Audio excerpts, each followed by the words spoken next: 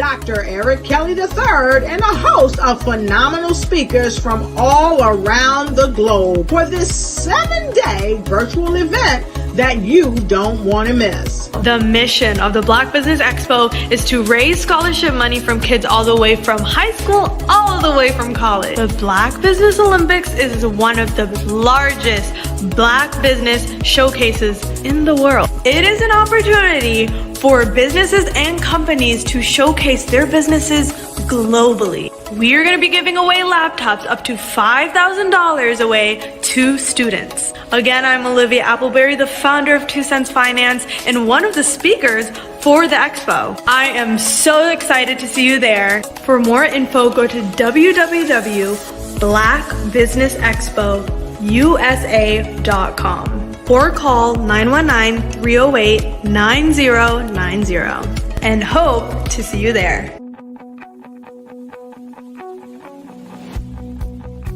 I am Black Business. From the moment I wake until the time I sleep. Yes, I am Black Business. I am Black Business. Tell me, are you Black Business? I am Black Business. Do you support Black businesses? Listen, I support Black business because I am Black Business. Black Business Expo, one of the largest business showcases in the history of Black business in the world. The world! Sign up today at www.blackbusinessexpousa.com or call 919-308-9090. I am Black Business. I am Black Business. From the moment I wake until the time I sleep, I am Black Business. I am Black Business. Are you Black Business? I am Black Business. Do you support Black businesses? I support Black business because I am Black business. Black Business Expo, one of the largest business showcases in the history of Black America in North Carolina. Sign up today at www.blackbusinessexpousa.com or call 919-380-9090. I am Black Business. I am Black Business. From the moment I wake until the time I sleep, I am Black Business. I am Black Business. Are you Black Business? I am Black Business. Do you support Black businesses? I support Black business because I am Black business. Black Business Expo, one of the largest business showcases in the history of Black America in North Carolina. Sign up today at www.blackbusinessexpousa.com or call 919-380-9090. I am Black Business. I am Black Business. From the moment I wake until the time I sleep, I am Black Business. I am Black Business. Are you Black Business? I am Black Business. Do you support Black businesses? I support Black business because I am Black business. Black Business Expo, one of the largest business showcases in the history of Black America in North Carolina. Sign up today. How many times have you been asked to help someone you didn't even know? A student, a business entrepreneur? Or did you ever even ask, where did they end up? that business, that friend, that entrepreneur. Well, just maybe they ended up in a gang, bankrupt, homeless, or worse, dead. Maybe they turned to crime, drugs, and alcohol. Did you ever wonder? Did you destroy their dream, or was your life always so easy? At the Black Business Olympics, we started a movement to help students complete. Give them hope and foster success. Help them to leave their dreams of providing laptops, computers, and up to $5,000 in scholarship funds. Today, we ask you to help a student, a business owner, or an entrepreneur to realize their dreams by sponsoring them, supporting them, and buying from them. Consider this. With $1.6 trillion in our Black community, we only ask for a small donation for our students, our businesses, and our entrepreneurs. And you can change a life today. So I ask you, what are you going to do? Sit on the sideline and watch our students in high school be losers, miss out on their dream from lack of resources? Or are you going to donate to the movement and change their future and yours as well? Give us a call today at 919-308-9090. Change their life by investing with action to the Black Business Olympic Fund. The Black Business Olympics, one of the largest business showcases of Black business in the history of the world.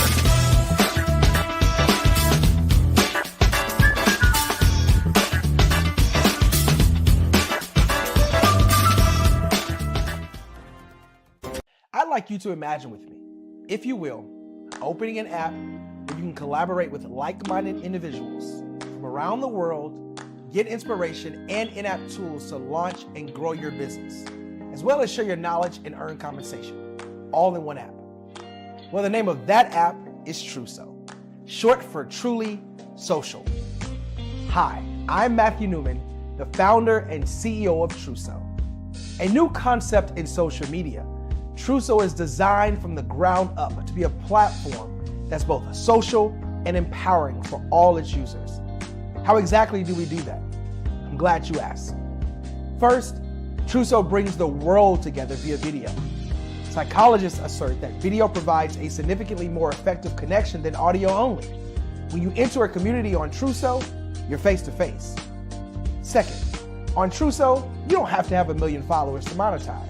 Our business model allows all hosts and moderators to monetize, no matter the size of your following, by 1, producing fee-based content, and 2, inviting others to join the platform as subscribers. Even more, Truso has an in-app resource library with over 100 free resources, forms, and documents to help you build your brand and grow your business. Third, Truso is inclusive. The deaf and hard of hearing communities make up 360 million people worldwide. Unlike audio-only apps, Truso embraces this community, providing a networking platform that allows them to participate via video and closed captioning. We even have a deaf and hard of hearing foundation in the works as well. Fourth, Truso is both social and safe. We refer to Truso as a virtual extension of the beauty shop, barbershop, and brainchild of the community. A place where there's laughter, along with wisdom, growth-oriented conversation, and genuine connections in a safe space. Truso even has proprietary security to ensure we maintain a safe environment for everyone. Where are we at now? Truso is live, y'all. We've launched in beta and we're acquiring users daily. We have an incredible development and marketing team, plus amazing celebrity influencers at the table, helping us spread the word around the globe, beginning within the African diaspora and beyond by creating a safe space for growth, connection, and collaboration. We're truly excited about Truso. We've created something special for which there is a global market. And we invite you to embark on this journey with us as a shareholder. The future for Truso is truly bright. Join us and and let's go there together.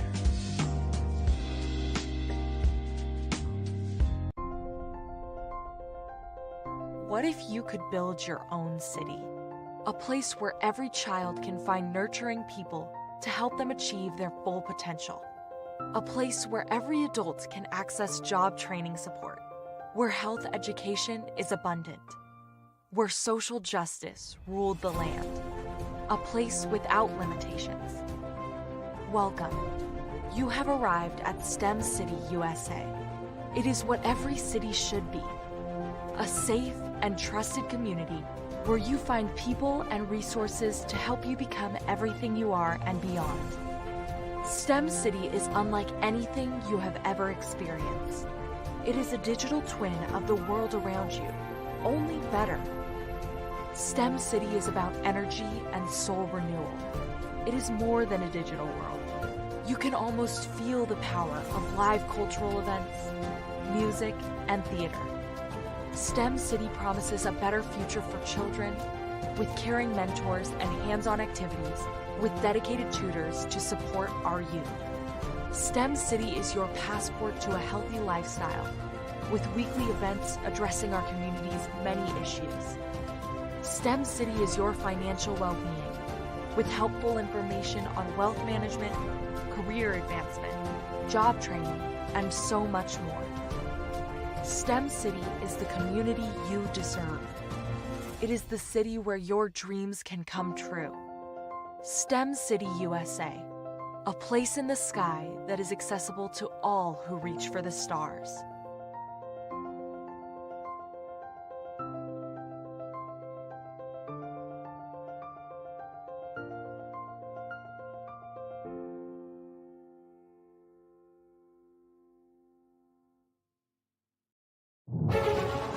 In the heart of America, there are dreams waiting to be realized. Dreams of owning a home, creating a haven for families, and building a future. Yet, there are 13 million mortgage-ready home buyers and nearly 20 million renter households who have the credit and income to qualify for a mortgage but remain left out of the home buying process. These potential home buyers are in urban and rural America, where dreams should flourish. The big banks, the giants of finance, have all exited the mortgage lending business, decreasing their lending footprints across America. They are no longer present and active in these communities. Instead of offering opportunities for home ownership, some of these banks have chosen a different path. They have decided to become mega landlords. They have chosen to invest billions of dollars in rental homes, leaving potential home buyers with fewer options and stuck in a cycle of renting without the chance to build equity and create a legacy for their families. Here is the shocking truth. A report issued by the Home Ownership Council of America revealed that if lenders were to step forward and serve this underserved market, they could conservatively increase their loan volume by $1.5 trillion. $1.5 trillion. This is a $1 trillion business opportunity, ripe for the taking.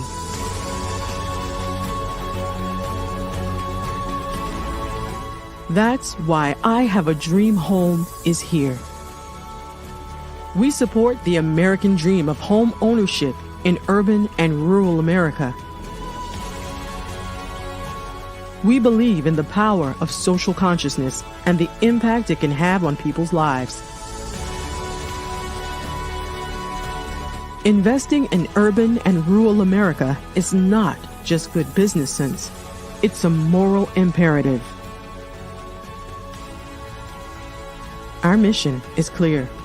Become the go-to mortgage lender in these communities. Create a pathway to home ownership for all Americans, breaking the cycle of poverty by empowering families to build wealth, stabilizing our communities, and taking pride in our country. I have a dream home. Unlocking dreams, transforming communities, and rewriting the story of American home ownership. For more information, scan the QR code or visit our website at www.ihaveadreamhome.gold.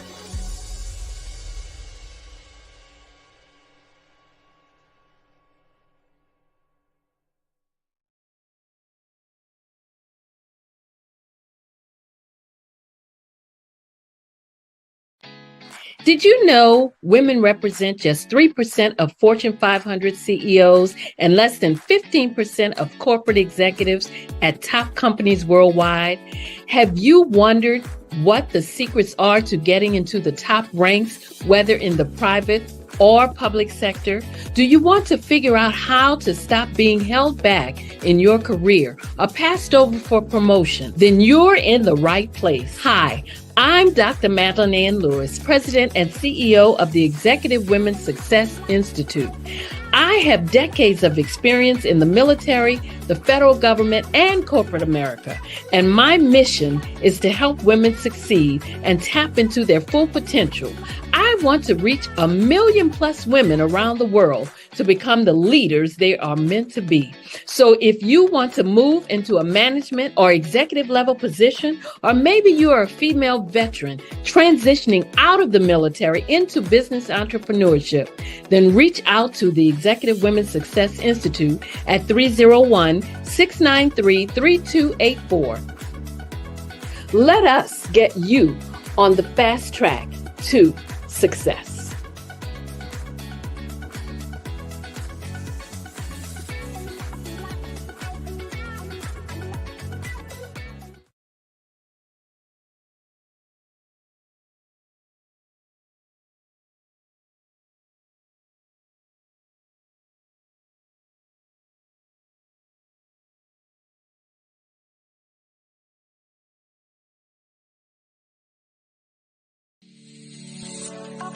Did you know that our black dollar only lasts for 6 hours in our community?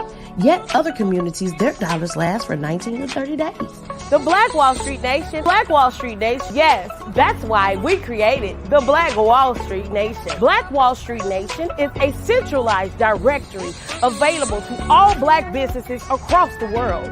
It was created for businesses like you, the ones that want to start and the ones who have a dream that have already started, such as businesses like Drop in a Bucket Productions, Valito Foods, Sugar Tea Branding Firm, All the Dazzle, Bun Cakeaholic, Miss Riot, and you. We'll have marketing, seminars, and some funding coming soon just for you. So, we want you to come and join us. www.blackwallstreetnation.com. See you there.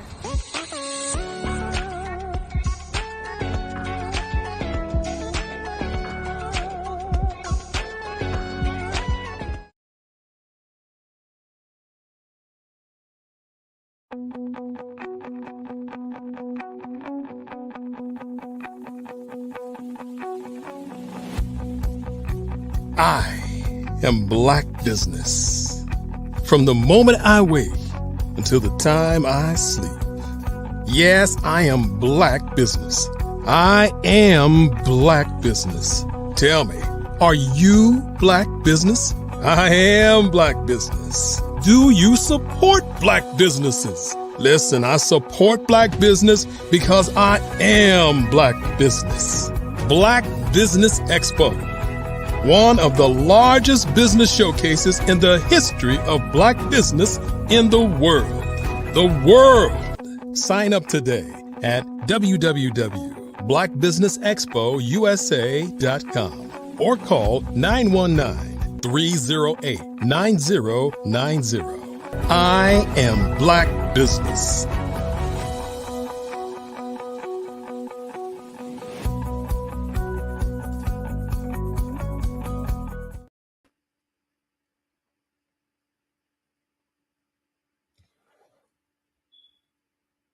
Good afternoon, and welcome to the Black Business Network. I am your host for this evening session. My name is Andrea Adams. I am happy to be the presenter for this evening session, and we have speakers that are from multiple places throughout the United States of America. This evening, I will be presenting. I will be your first moderator for this afternoon, and I am going to be presenting a little bit about how you can think into results. Before I begin, I want to share a little bit about myself. I am Andrea Adams, as I said before, and I love to live life by fully exploring new experiences and adventures. And I am curious. I love to skydive, horseback ride. I love motorcycles and gourmetizing, picture taking, and so much more. I am the founder of Babble with Me. It's a podcast that focuses on books. I am also a coach, a speaker, mentor, and I was privileged to be able to be trained by Les Brown himself. I was mentored into thinking into results, and that's a little bit of what I'm going to be sharing with you this evening. I was honored and privileged to be mentored by John Tallarico, and I have used this experience through role modeling to be able to empower youths to develop their public speaking skills through role modeling and self expression. I help them to assess their inner self talk, change their mindset, and transform their lives by improving their relationships with themselves and others. I am a mother and an entrepreneur, Guyanese born, and a multi best selling author. I advocate for A21.org, whose mission is to end modern day slavery and human trafficking. I'm also the founder of Adornomy Learning Institute, Global Kids Speak Oratory Club, and Caribbean Things by Adornomy. Now, this week we've heard so many things about different aspects of business. We've spoken about the ways we can use social media, we've spoken about different ways we can use funding, and so many broad topics. We've even spoken about coaches who are able to use e-learning platforms and so many things. But one of the things that I'm so passionate about is encouraging people to understand the importance of having a strong mindset. Because as a business owner, if we first do not assess our inner selves, if we are not comfortable with who we are, we have not reached on that journey of self acceptance, and we have not learned how to master our mind, then we cannot give the world a better person. It is said if you want to make the world a better place, and I'm sure most of you who are listening here on the Black Business Network wants to do that because we have a call, we want to give the world a great person. So in order to make the world a better place, we have to ensure that we give the world a better person, which starts with ourselves. Now, we all know that we are awesome and we are limitless potential, and there's nothing that we put our mind to do that we cannot achieve. But how do we get to that place where we have mastered our thinking, where we are able to think in order to get the results that we need? Did you know that your thoughts are the most potent form of energy? Now, energy is a word that is so broad and it has a lot of different meanings depending on what is its concept. But one of the most simple ways that I can describe energy to you, what works for me, is usable power. Energy has different forms, but the thing about it, it can never be created nor destroyed. Energy is always transferred. So we understand not only do we have this great power, but we are actually the CEO, the boss of this great power. But how do we use it to create the results that we need? Your mind is a center of divine creation. The center is responsible for whatever current results that we have right now. So, whatever you're seeing, whatever your reality is, guess what? You are responsible for it. So, if your business is flourishing, if your life is flourishing, Or if it's not going as well as you want it to go, guess what? I have great news. You can change that to suit the results that you want. Just as long as you understand that you are the center of divine creation. And this center is responsible for whatever results that you have. So, before we go into all of that, I want you to just think for a moment. Where is your mind located? I know a lot of you will go, oh my goodness, my mind is here. But this is actually your brain. Your brain is part of your physical body, but your mind is that energy that helps the brain or tells the brain what to do, and your brain automatically sends signals to your body to create whatever it is you conceive. So our mind is actually energy. Remember I said energy is usable power. The mind is used to think. The brain is the transmitter of whatever you think. The mind cannot be physically touched. However, in order to understand better, I just want you, if you can grab a piece of paper, what you can do, you can just draw a circle. And this circle, what I'm going to ask you to do, it's like a stick person. You're going to take that circle and you're going to divide it into a perfect half. So on one side, you're going to just think of a pizza that's divided in half, just for a better picture. And on one side, you're going to label it as conscious. And on the other side, you're going to label it as subconscious. Then what I want you to do, you add the body. The body, you can put a circle, or if you want to put like a stick person with hand and feet, whatever you do. But we're just focusing on the mind. Just think of this stick person and the head being divided into two parts, conscious, subconscious.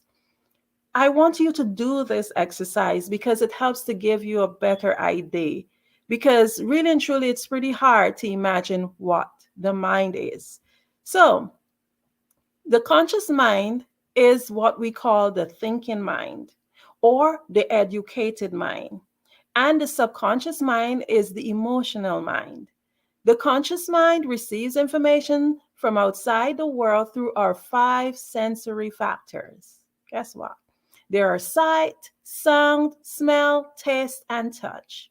Unfortunately, most of us live our entire life and we do not tap into the conscious and subconscious. We only live through these senses. If we are to tap into understanding that there's a difference between our mind and our brain, then we're able to understand how we are limitless potential and how much more that we can do as persons, how we can really and truly think into the results that we want to achieve the optimum life.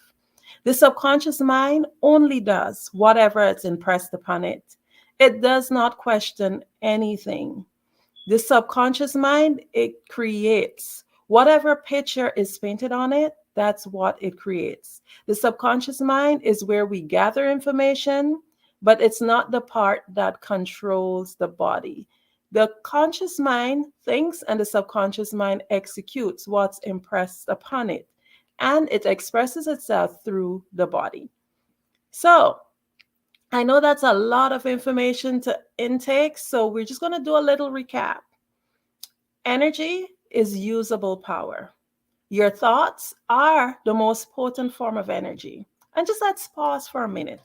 Imagine there's waterfalls, there's electricity, there's lightning, there's all sorts of stuff that are out there.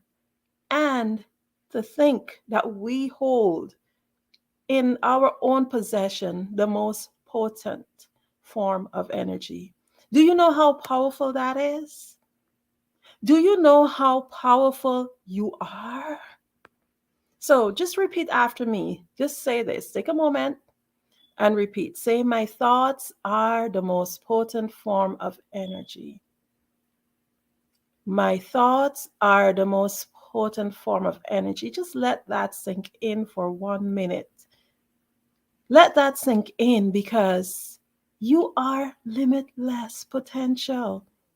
You hold the most potent form of energy.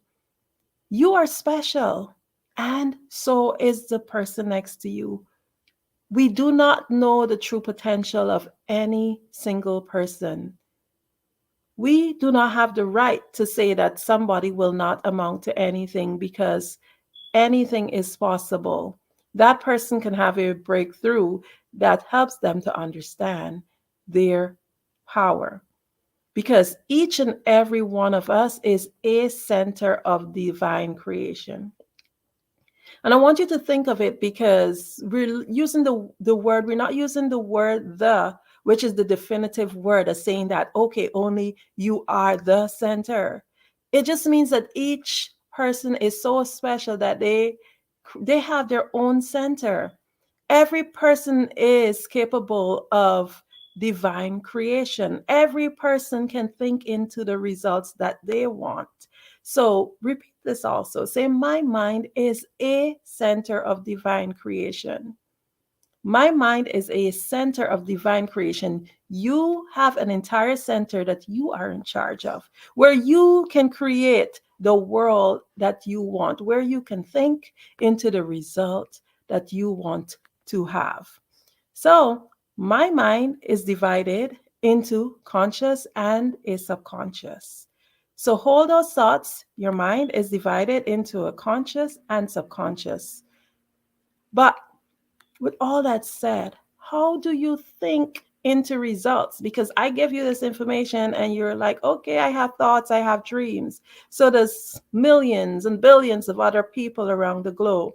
They have thoughts, they have dreams, but a lot of people are living empty lives because they cannot seem to fulfill their dreams. They cannot seem to get what they dream of. How do you think into results? You have to assume the feeling of the wish fulfilled, because when we put emotion and energy into something, then we begin to create. But how do you do that? You have to do that by beginning with the end in mind. Every single thing happens at least twice. I'll say that again. Every single thing happens at least twice. You think about it, and then you have a result. The artist would have seen the painting in his mind before he drew the picture. Everything happens with or starts with the end in mind, and it happens twice. So in order to just understand how to master our thoughts, we must understand the process.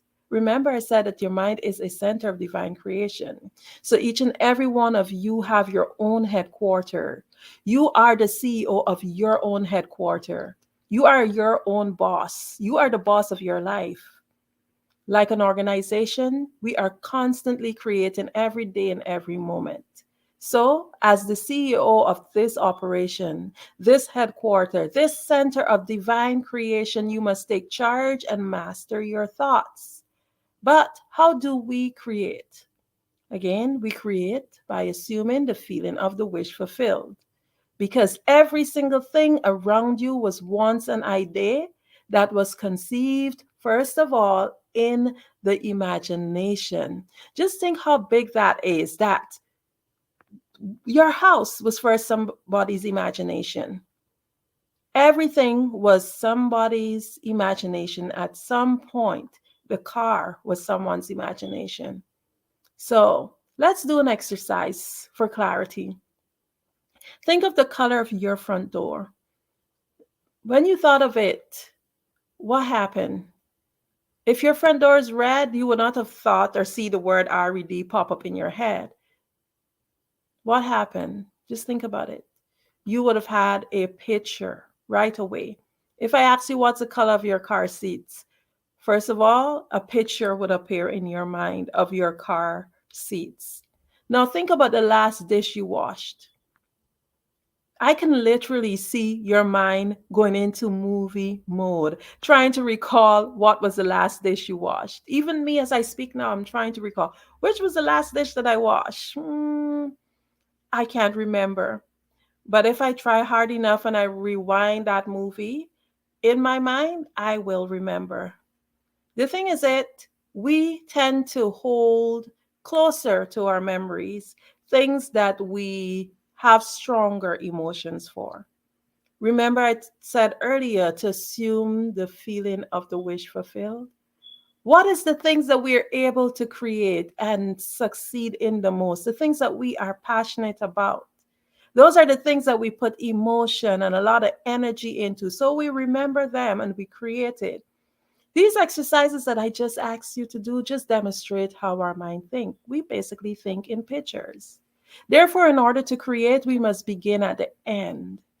If you want to purchase a house, you must first of all visualize it.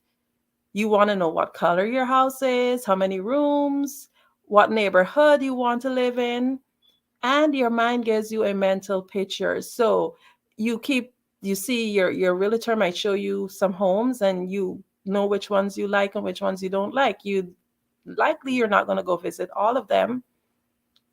So if you're speaking or if you have somewhere to go, you want to go to a show, first of all, you have to imagine yourself there. You have to assume that feeling of that wish fulfilled. Then you say, hey, for example, you might want to go see Kevin Hart in Vegas. So you may say, hey, you know what? I can see myself there. Most times you already have a picture of what you're going to wear and what type of seats you want, and you have an entire picture, and you assume that feeling, you become excited about it, and you make it happen. So if you can do that for simple things in life, imagine all the things that you want to achieve, doing and assuming that feeling and putting in everything into it and making it happen. But all of this sounds easy because really and truly, that dream and that visualization is the easy part. We naturally create every single day. The outside world that we live in right now is an actual reflection of what takes place in our mind. How oftentimes do we dream so big, but we can't seem to get the results we desire? Or for many of us, I'm sure, listening to me, you can think of many times you've started projects and you've abandoned them before completion. We've taken courses and we haven't completed it. Or we acquire degrees and accolades and we start the business, but we just can't seem to get the desired results. We just cannot seem to close what is known as the knowing doing gap. We know what to do, no questions asked. We know what to do, but we just can't seem to get the results. That is called the knowing doing gap. And some may even question this and say, well, hey, I know what to do, and it's still not happening. Or some may say, hey, I don't know what to do. That's why I'm stumbled and I'm blocked. If you are following certain principles, like the principles of Think and Grow Rich, you would understand the importance of seeking counsel. So you don't necessarily need to know what to do. You just need to be passionate about something and you will find a way to get it done. Like in the story of 3 Feet from Gold, one person gave up that mine because they didn't know what to do. So they just gave it up. They sold it at a small price. Whereas the person who bought the mine, he sought professional help. And guess what? He became a multimillionaire. There's a lesson to learn in that. We do not know everything. So don't give up and say, well, hey, I don't know. And use that as an excuse because they are professionals for everything. Find a coach, a guide, someone who would have done it already, or at least who knows how to get you there. Or they might have helped other persons get to that result. So especially now with technology and all that's going on, there is no excuse. The only excuse is not doing. So in order to get the results we need to get, we need to find out what exactly is the issue that is stopping us. We all have the common issue, and there's nothing else other than these that I'm going to mention. These are the primary ones, the main ones, and it fills out every other gap and every other thing that you can think about. These are self-doubt, indecision, poor self-image, paradigms, terror barriers. These are the things that stops us from being able to achieve the results that we need. So we already either know how to do it or there's a professional to help us get there. Why aren't we getting the results? Again, it's the mind. And I'm talking about thinking into getting the results that you need. So Obviously, if you're not getting it, that means that we have to find a way by thinking into it. So, what stops our thoughts, or what stops us from doing it? Our thoughts. And a lot of it comes from self doubt, indecision, poor self image. It's said that indecision causes disintegration.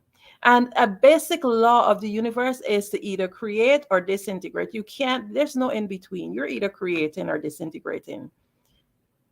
Universal laws are universal laws. You cannot change it. It doesn't change for any person based on race or social status or anything. It is non biased. So, a basic law of the universe is either you're creating or you're disintegrating. Think in this minute, what are you doing? Are you using self doubt to disintegrate whatever it is that you can be, to stop you from achieving the dreams that you want to achieve? Self doubt is a saboteur, and most of us, we face it, even if we do not want to admit it. Many times we are not making a decision. Sometimes we just have to make a decision and then find people and resources with the ideas that you need. How many times it is that they're saying that people who are successful are people who just make a decision and also stick to it? Because many times we say, well, hey, I make my decision. I go ahead and I do what I have to do. But how many times have you made a decision and when you're halfway through the project, you say, hey, this isn't working, and you abandon it? So success comes with not just making a decision, but also sticking to it. I know that's a thin line, because if you've read the book You to the Second Power, you would have heard about the fly who made the decision to stay by the window when he could have changed his course and flew to the door, which was just a few feet away, and be free instead of dying with his idea. But again, we have professionals. There's help out there who can help to guide us. But the whole idea is to stay on course. Get mad, MAD, make a decision. Stop the self doubt. Next thing that really pulls us apart is poor self image. A lot of us have told ourselves so many terrible stories about our own self. We have not accepted ourselves for who we are. And a lot of people are not true to themselves with this. Oh no, I accept myself. I don't care. You say that, and then when you're behind doors and nobody is there, you look at yourself and you oh, poor me, pity party. So sometimes it's just an image that you give the outer world, but then when you're with yourself, you're like, hey, am I good enough for this? And you have such a poor self-image, and a lot of times we're not true to ourselves about it. But the only time that we'll be able to get that result that we need is when, even in our quiet moments, when we are by ourselves, we tell ourselves that great story still. And I'm not saying to be delusional, because if you need to change, there are things that we sometimes need to change. There are habits that we sometimes need to change. There are actions that we sometimes need to take. It's not about being delusional. You have to be true to yourself, and you have to know when there are things that you need to change. But you also need to know that once you have agreed with yourself to be a better person, then you have to move forward and accept what you were and accept who you are becoming. What is the story of yourself that you've told yourself? A lot of times we're stuck at a stage where we did something or we hurt someone, and they forgive us and we still haven't forgiven ourselves. Unless we move forward past that, we will be stuck with that poor self-image. How you perceive yourself, the number of impressions, self-impressions you put over yourself over time builds up. These self-images could be positive at times. And when you have those positive self-image, it helps to build your confidence. But there are also negative ones. And if you're being honest, most of the negative ones come out.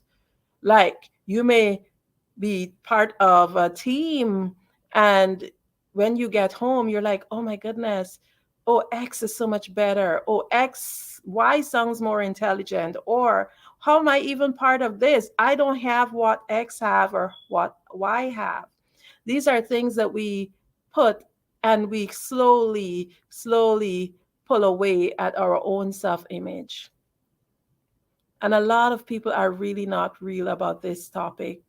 But be real to yourself. Look at your self-image and rewrite the story of yourself.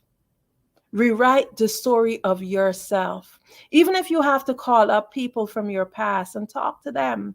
Some things are better left as it is, but some things you should do that. In some instances, if you have to call up your mom or your dad or maybe a family member or a close friend or who was a close friend and talk about something, sometimes these things set you free and help you to get over to another boundary in your life, another paradigm.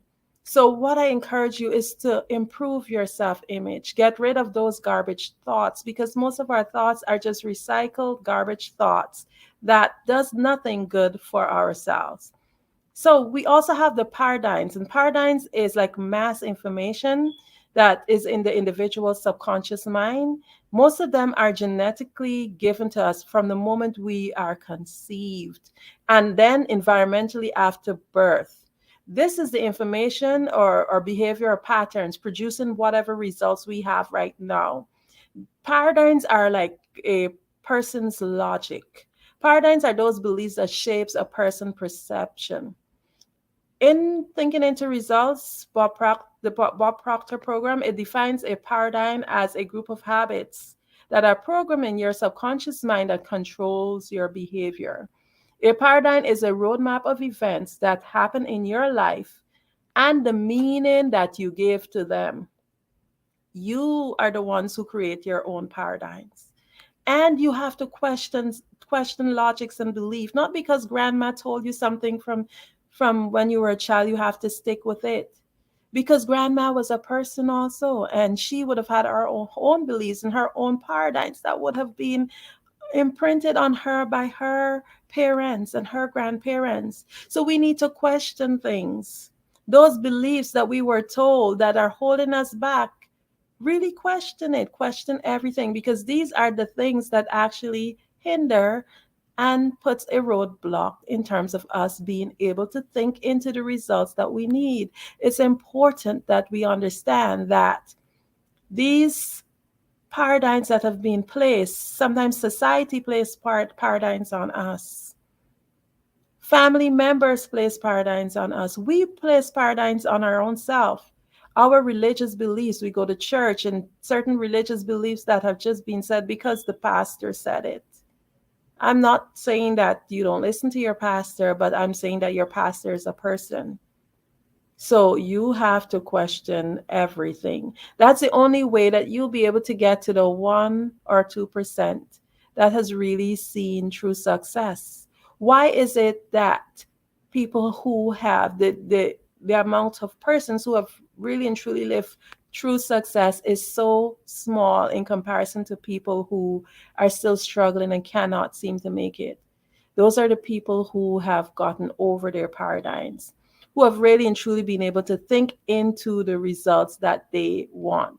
Then we also have the terror barriers, and those are the challenges based on our unconscious fears. Oftentimes, when we are working towards our goals and visions, the terror barrier pops up. That's the illusion. We, like every fiber of us, want to turn back and throw the towel because the subconscious mind is working to keep us safe out of potential harm.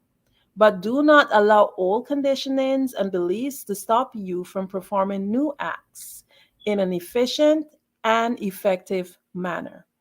Terror barriers are those feelings of anxiety that you feel whenever you are about to start something new. How many times have you been about to embark on a project and all of a sudden you're like, oh my goodness, am I qualified enough for this? You know, that's when all the fears and the doubts and everything starts to pop in. And those are what we call our terror barriers. So I just want to do in closing, just to remind you that no matter what it is that we are going through, whatever it is, we have that power to think into whatever result that we need. If you find that you're unable to get there, what you need to do is just look back and think about what is it that's stopping you. Is it your own fears? What is it that's stopping you from getting to that result? Is it the paradigms? Because everything that we can conceive is just within our mind. Everything that we think that is stopping us, every blockage is just within our mind. So I'm going to just challenge you today. Just think, what is it that you're going to do that's different? What is it that you're going to do that's going to help you to step out and overcome those fears? What is it that you're going to do today? Are you going to seek additional help? Are you going to kill those fears? Are you going to remain in that box, or are you going to step out of the box? It is said that if you are in the box, you cannot read the label. Most times we cannot understand a situation unless we have a bird's eye view. A bird's eye view means that you are away from the situation and you're looking in. When you're in a situation, sometimes it's hard to see it. When you're in a box, you cannot see what's on the outside, the label. So I'm just encouraging you right now to just kick open the box. Step out, break those paradigms, break those terror barriers, get rid of your poor self-image. Reassess the story of yourself that you have told yourself. Ensure that you get mad. Make a decision.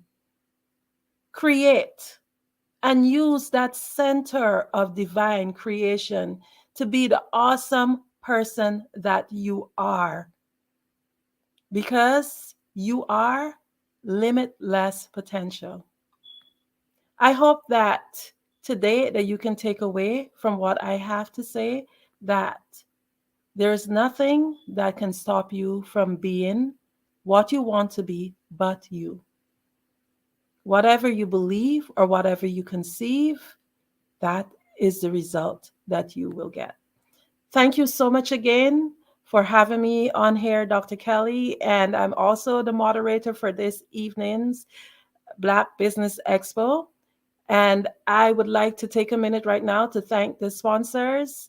The Black Business Expo's mission is to raise funds for high school seniors going to college or K-12 entrepreneurs. This is a fundraiser for students, and you may go to www.blackbusinessexpousa.com to donate to the scholarship fund or use the Cash App BBXUSA. Our goal is to give laptops and up to $5,000 to 10 students. And you can register online at www.blackbusinessexpousa.com. Every dollar counts. So we want to remind you to donate to the scholarship fund. We want to thank our Black Business Expo sponsors for October 2023. NC100, Moody Capital Partners, Suede Soul, Lotus Rich Coaching and Training, Carolina, Virginia Minority Development Council, Step Management, BHS and Associates, Margie McLean Foundation, Inc., Genius is Common, Earth Essentials, Milan Chennai Global, Executive Women's Success Institute, The Quality Coaching Company, Superwoman Business Services, Creative 4 Studios, Lee Entertainment, Artistic App Design, Black Business Expo USA. Genius is Common, and I'll see you on the other side.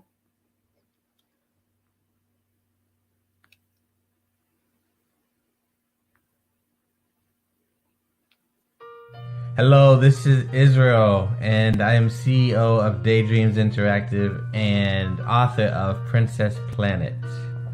So, genius is common, and as a kid, I loved to daydream. Even as an adult, I love to daydream. And when my daughter became 6 and loved princess characters, but we just could not find the diversity that showed her, we created our own characters. So for instance, you have Princess Nulu right here. Princess Nulu is from Uganda, and her genius is that she loves to take care of animals. She can actually even listen and hear what they say. And then we have Princess Isabella right here. Princess Isabella, she's from Cuba, and her genius is biochemistry. One day she hopes to eliminate disease. Then we have Princess Nia right here. And Princess Nia is based off of my daughter. And she wants to be the greatest dancer alive. So that's her genius. So what's your genius? My genius is my imagination. Genius is common.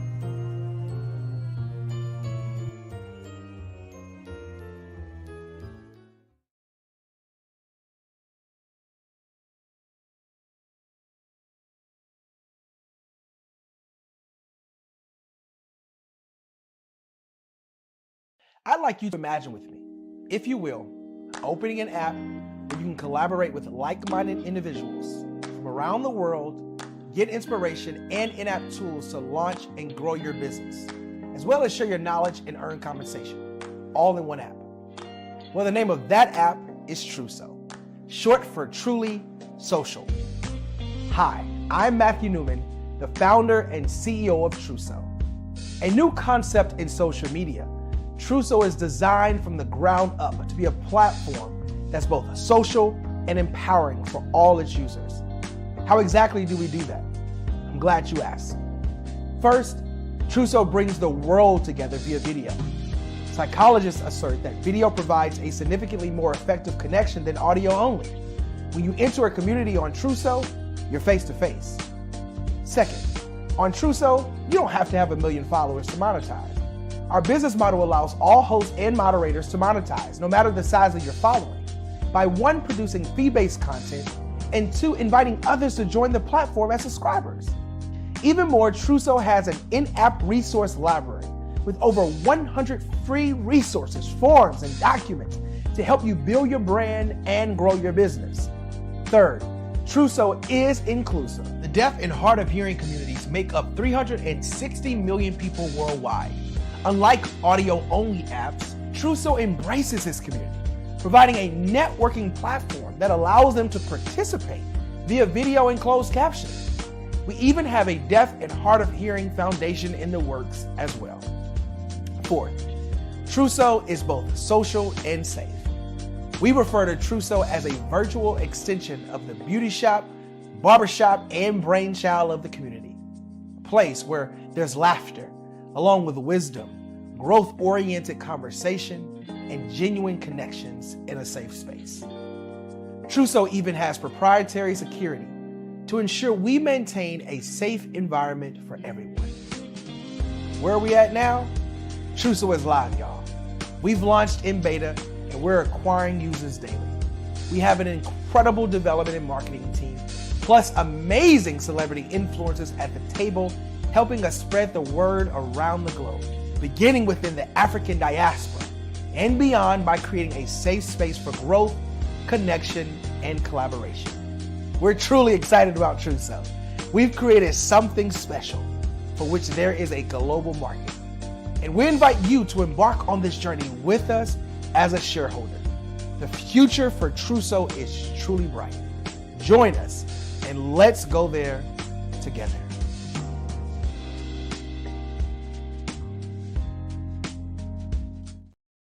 Follow the Brand TV broadcast host, Grant McGaw, as he visits with top executives and entrepreneurs to find out their secrets of success with their personal brand. Follow the Brand TV broadcast host as he focuses on brand development to build better relationships, bring value.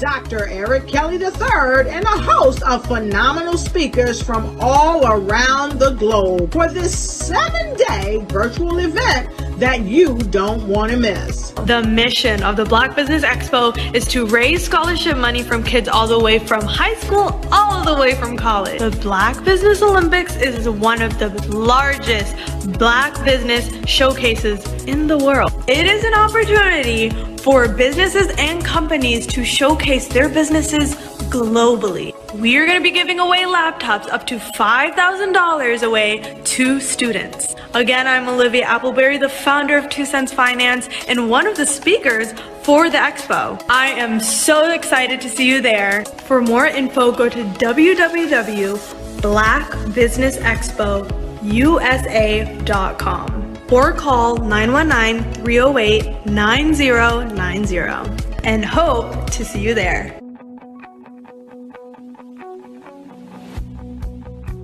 I am Black Business. From the moment I wake until the time I sleep.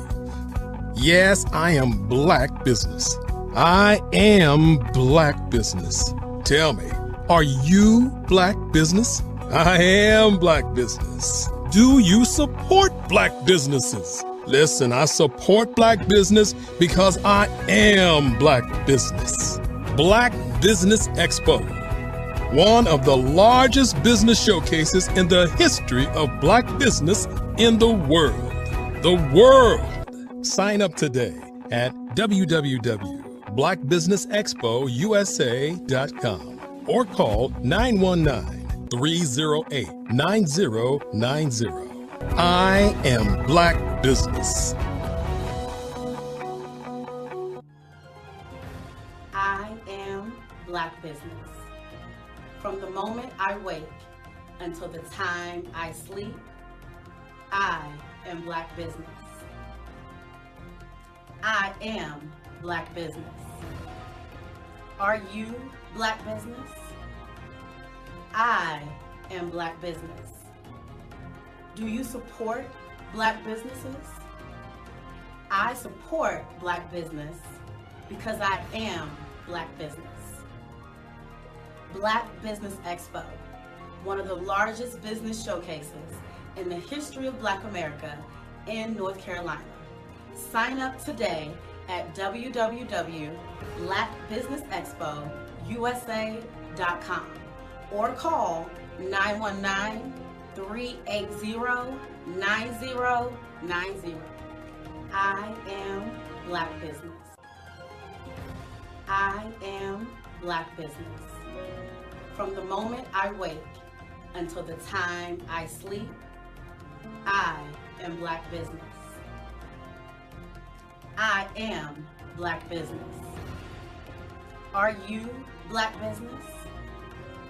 I am Black Business. Do you support Black businesses? I support Black business because I am Black Business. Black Business Expo, one of the largest business showcases in the history of Black America in North Carolina. Sign up today at www.blackbusinessexpousa.com or call 919-380-9090. I am Black Business. I am Black Business. From the moment I wake until the time I sleep, I am Black Business. I am Black Business. Are you Black Business? I am Black Business. Do you support Black businesses? I support Black business because I am Black Business. Black Business Expo, one of the largest business showcases in the history of Black America in North Carolina. Sign up today at www.blackbusinessexpousa.com or call 919-380-9090. I am Black Business. I am Black Business.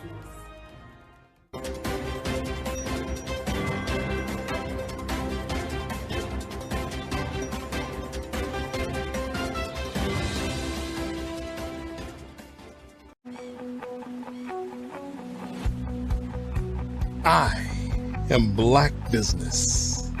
From the moment I wake until the time I sleep. Yes, I am Black Business. I am Black Business. Tell me, are you Black Business? I am Black Business. Do you support Black businesses? Listen, I support Black business because I am Black Business. Black Business Expo, one of the largest business showcases in the history of Black business in the world. The world! Sign up today at www.blackbusinessexpousa.com or call 919-308-9090. I am Black Business.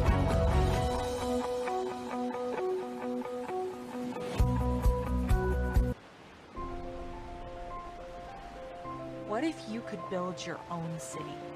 A place where every child can find nurturing people to help them achieve their full potential. A place where every adult can access job training support, where health education is abundant, where social justice ruled the land. A place without limitations. Welcome. You have arrived at STEM City USA.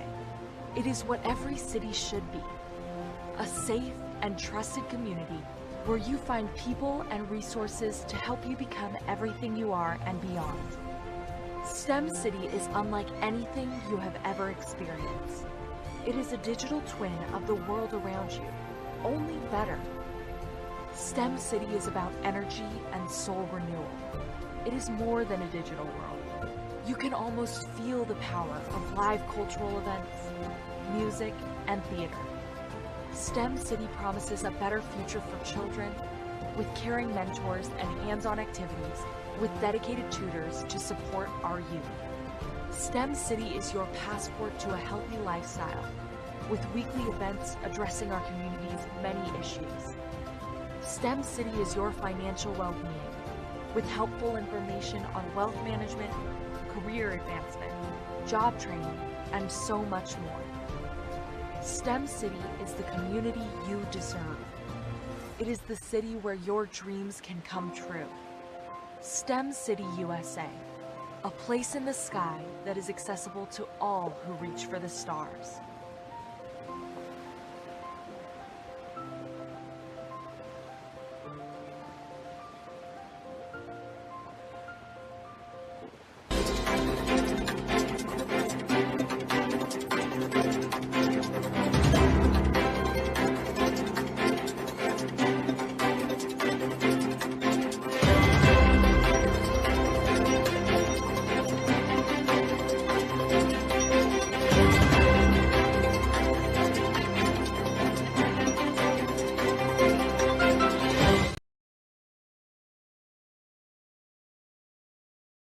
Over the past few years, we've seen the growth of existing and new initiatives focused on financial inclusion, building global networks, and reducing the wealth gap in response to the idea there's not enough seats at the table.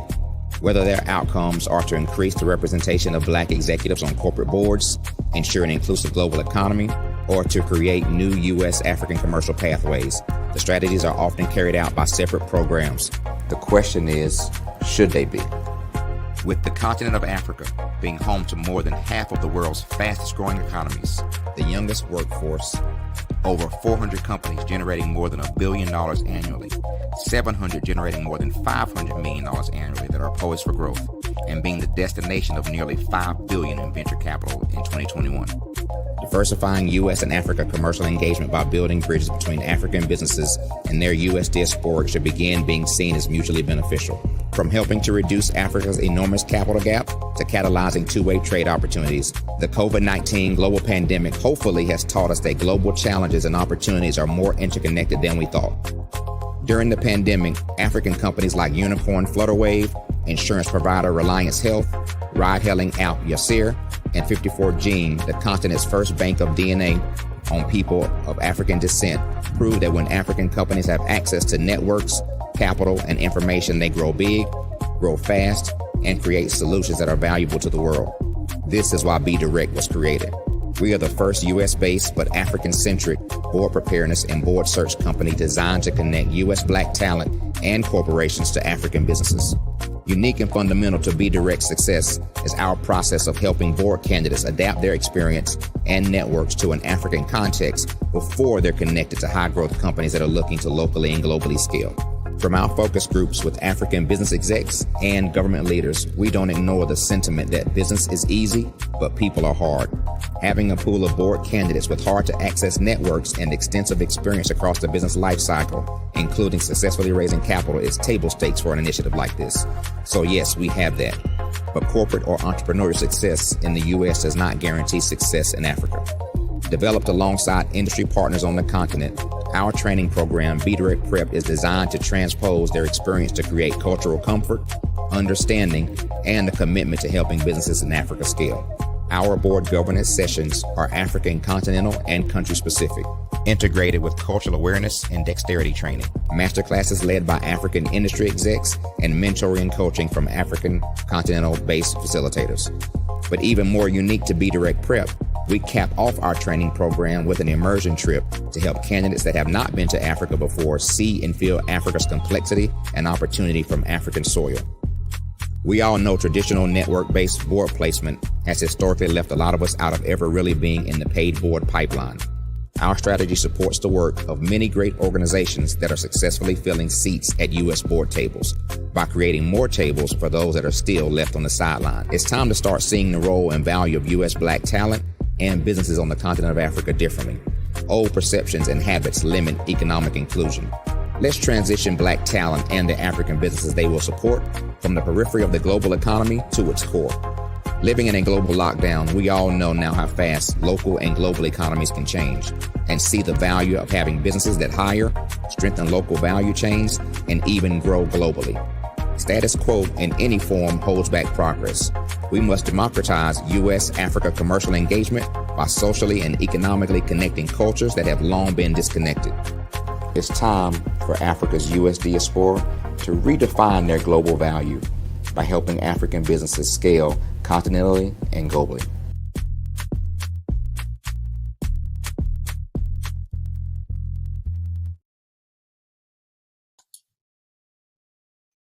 Hi, I'm Barbara Smith. Genius is common. My genius is executive coaching and professional corporate training.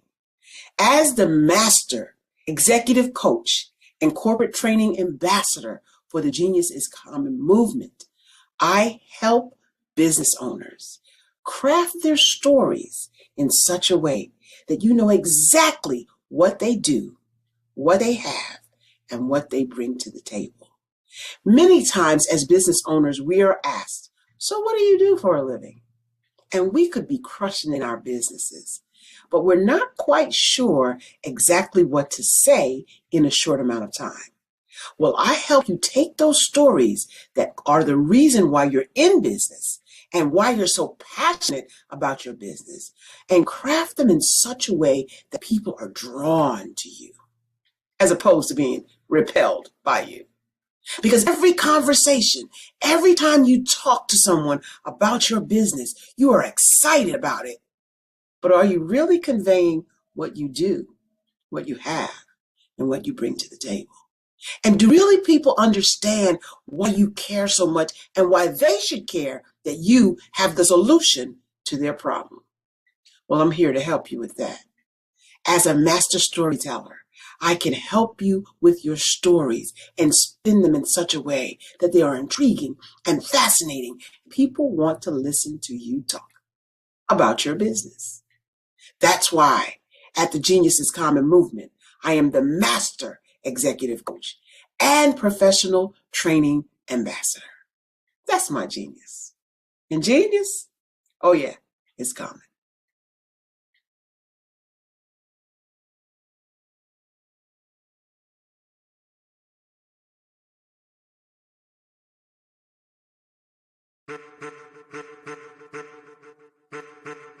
I am a child of the Most High God. He has gifted me in ways that I could not even imagine and didn't know.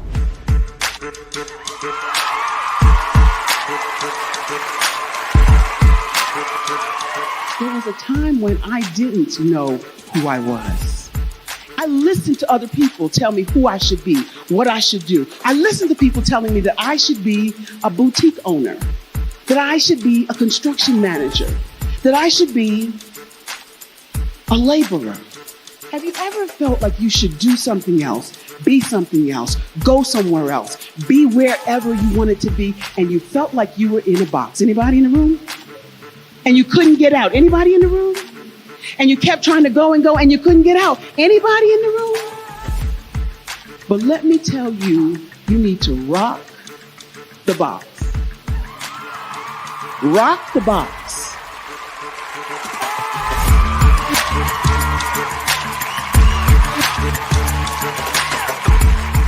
I am engaging, inspiring, and empowering.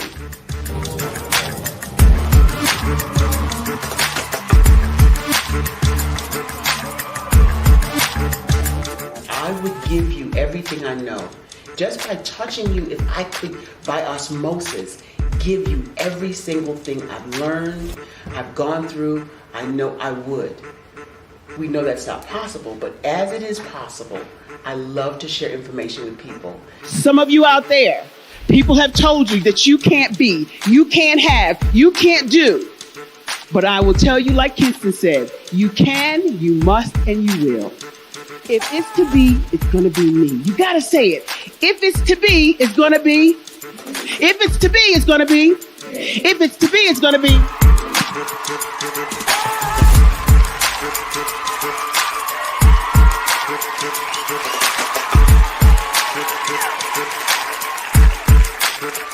Barbara is because she believed what her mama said about her and not what other people told her. Every day you wake up, when you're in a situation, it's your choice whether it's an advantage or the disadvantage. She gained her confidence and her life, and now she is a testimony. If I can help you elevate yourself, then I feel like I'm elevating my own self as well. What you know and I know together can change the world.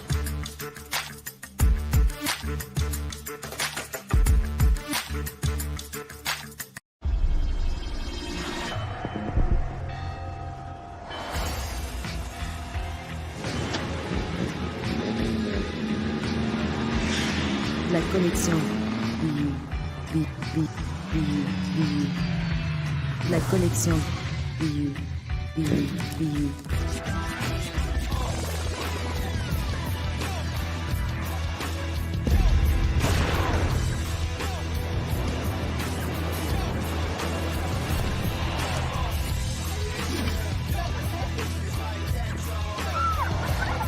In a world obsessed with the cult of celebrity, I challenge you not to aspire to anyone else's greatness, but instead strive to reveal and ignite the greatness within you. Are you serious? I totally think that's it. Hey. No! Hey! To me, sexy is a man that knows who he is and what he wants. Okay. He's comfortable. You look at him, you see him, he's just comfortable being himself. And you're like, Baby, be you. Be you, baby. Just be you. I like it. Introducing the Be You collection, exclusively available at K&G Fashion Superstore.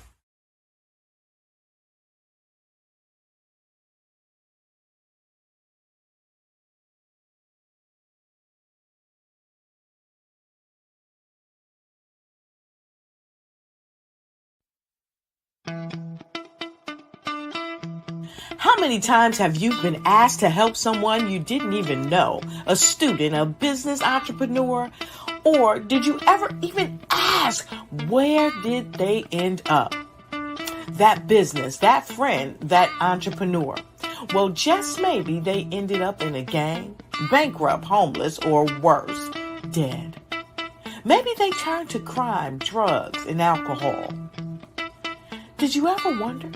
Did you destroy their dream, or was your life always so easy? At the Black Business Olympics, we started a movement to help students complete.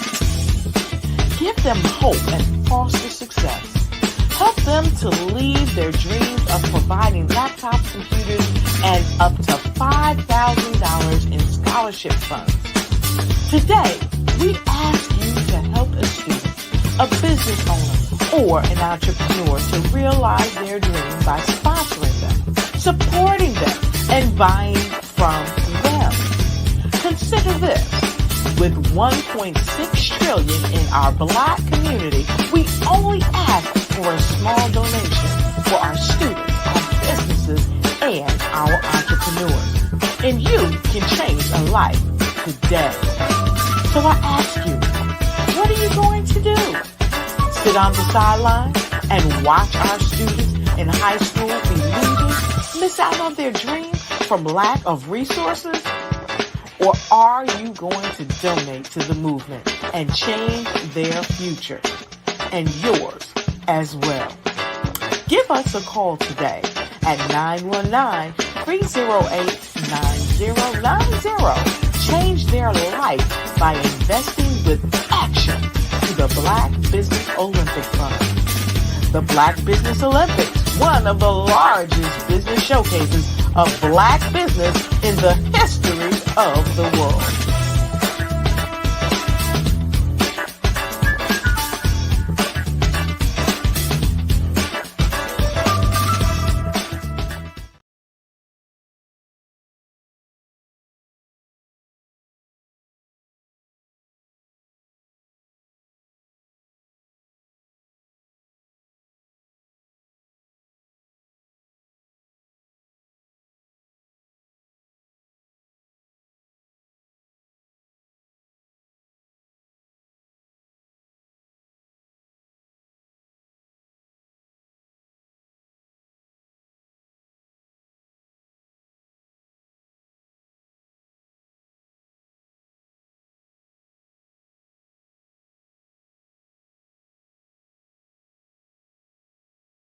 Hello, I am Dr. Eric Kelly III, the visionary strategist and founder of the Black Business Olympics.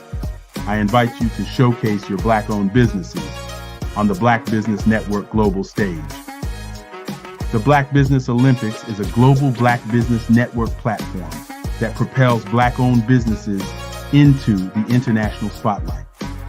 By showcasing your business on the Black Business Olympics platform, you can reach a worldwide audience of potential customers, partners, and investors. You can also establish yourself as a thought leader, an expert in your field, attract lucrative partnerships, and more speaking engagements. In addition, the Black Business Olympics platform provides a valuable opportunity to connect and collaborate with like-minded entrepreneurs and business professionals from around the world. This can lead to new business opportunities, ideas, and relationships. Finally, by sharing your story and expertise on the Black Business Olympics platform, you can inspire and empower others. This is a powerful way to make a positive impact on the world and leave a lasting legacy.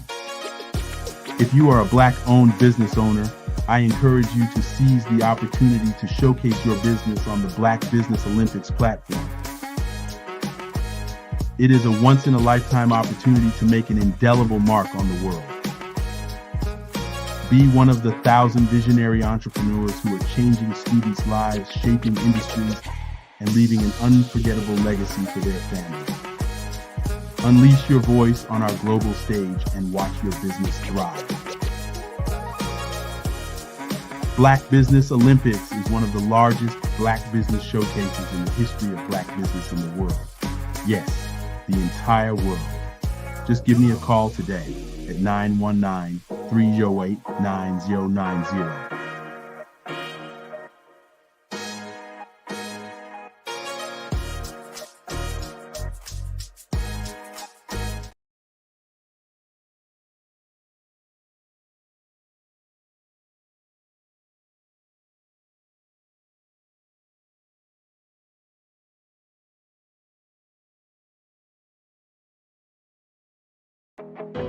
I am Black Business. From the moment I wake until the time I sleep, I am Black Business. I am Black Business. Are you Black Business? I am Black Business. Do you support Black businesses? I support Black business because I am Black Business. Black Business Expo, one of the largest business showcases in the history of Black business in the world. Sign up today at www.blackbusinessexpousa.com or call 919-308-9090. I'd like you to imagine with me, if you will, opening an app where you can collaborate with like-minded individuals from around the world, get inspiration and in-app tools to launch and grow your business, as well as share your knowledge and earn compensation, all in one app. Well, the name of that app is Truso, short for Truly Social. Hi, I'm Matthew Newman, the founder and CEO of Truso. A new concept in social media, Truso is designed from the ground up to be a platform that's both social and empowering for all its users. How exactly do we do that? I'm glad you asked. First, Truso brings the world together via video. Psychologists assert that video provides a significantly more effective connection than audio only. When you enter a community on Truso, you're face to face. Second, on Truso, you don't have to have 1 million followers to monetize. Our business model allows all hosts and moderators to monetize, no matter the size of your following, by 1, producing fee-based content, and 2, inviting others to join the platform as subscribers. Even more, Truso has an in-app resource library with over 100 free resources, forms, and documents to help you build your brand and grow your business. Third, Truso is inclusive. The deaf and hard of hearing communities make up 360 million people worldwide. Unlike audio-only apps, Truso embraces this community, providing a networking platform that allows them to participate via video and closed caption. We even have a deaf and hard of hearing foundation in the works as well. Fourth, Truso is both social and safe. We refer to Truso as a virtual extension of the beauty shop, barbershop, and brainchild of the community. A place where there's laughter, along with wisdom, growth-oriented conversation, and genuine connections in a safe space. Truso even has proprietary security to ensure we maintain a safe environment for everyone. Where are we at now? Truso is live, y'all. We've launched in beta and we're acquiring users daily. We have an incredible development and marketing team, plus amazing celebrity influencers at the table, helping us spread the word around the globe, beginning within the African diaspora and beyond by creating a safe space for growth, connection, and collaboration. We're truly excited about Truso. We've created something special for which there is a global market. And we invite you to embark on this journey with us as a shareholder. The future for Truso is truly bright. Join us and let's go there together.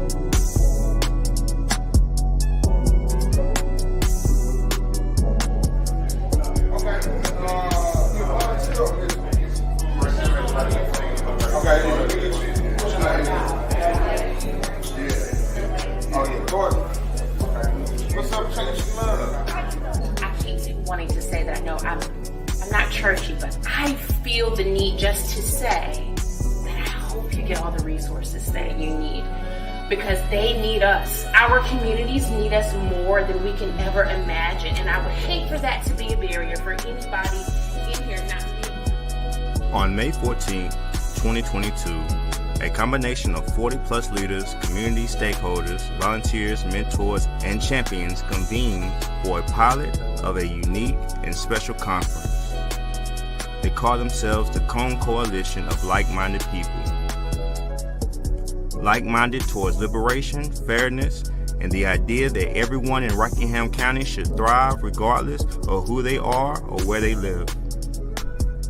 This 4-hour event was held on the campus of Rockingham Community College in Rockingham County, North Carolina, as a part of a design thinking project in partnership with Cone Health, MDC Rule 4. Several leaders convened from Rockingham County's nonprofit NC100. They came together to address some shared challenges and problems together while sending an authentic community voice, thanks in part to the grant funding from Kate B. Reynolds Charitable Trust, engaging in inspiration, imagination, and prototyping to bring this pilot to reality. The Piedmont Triangle Regional Council shared several job opportunities for the crowd to explore and share. Black-owned businesses were prioritized in hiring and supporting the collection of champions, to the food and snacks, to the folks trusting and documenting this event, to the child care provided by Headway Success Group. Forensics lab. So today is all about healthy mind, healthy body. And so we have the forensics lab set up, and so we'll have our display of our volunteers. So what they'll do, they'll get a chance to label the play. And of course, we have to have old school operation because it's just fun. Local facilitators led the county members through an in-depth work session about the importance of mentor and active volunteering. What's called Excelling. It's a non-profit organization, and it helps. Rockingham Community Champions of Faith and Public Service grace our community members with shared learnings on this amazing Saturday in the Wentworth. Crystal Galloway served as a brilliant and engaging mistress in ceremony. Reesville Parks and Rec Superintendent Quentin Robinson delivered a starring keynote address. And Tango Moore of the Reesville Area Foundation was honored, along with a side of honorees on our first Portia M. Paris Cone Coalition Champion Award winner, given in honor of her memory and legacy as a tireless advocate and torchbearer for the marginalized or underserved. Help us reach our goal to learn more about building and strengthening the relationships of those who support mentors, volunteers, and young people, especially in the ages of 12 to 22, building the community capacity to support those in need of training, resources, and storytelling.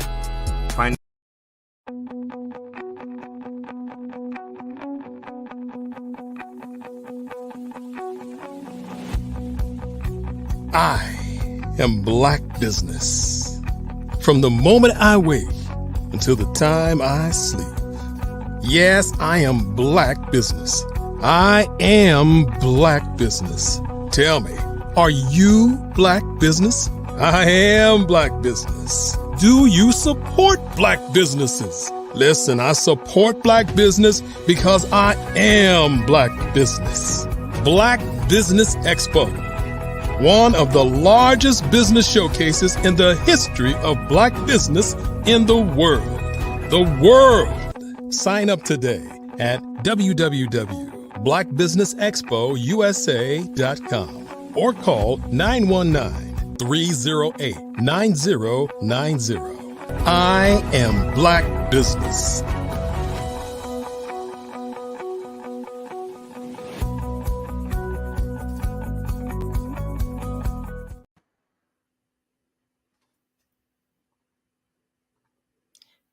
Good afternoon, business owners, entrepreneurs, thought leaders, and corporations. Welcome to the Black Business Network. My name is Andrea Adams, and I am your business moderator for this evening on the Black Business Network. The Black Business Network is a 24-hour business network showcasing Black businesses, business owners, entrepreneurs, and thought leaders worldwide. We have speakers from North Carolina, London, Singapore, Africa, Japan, and cities all over the United States. The Black Business Network is a global community sharing its business knowledge to empower, inspire, and educate businesses about business. I am honored to present our next speaker, Dr. Margaret Grant Maynard.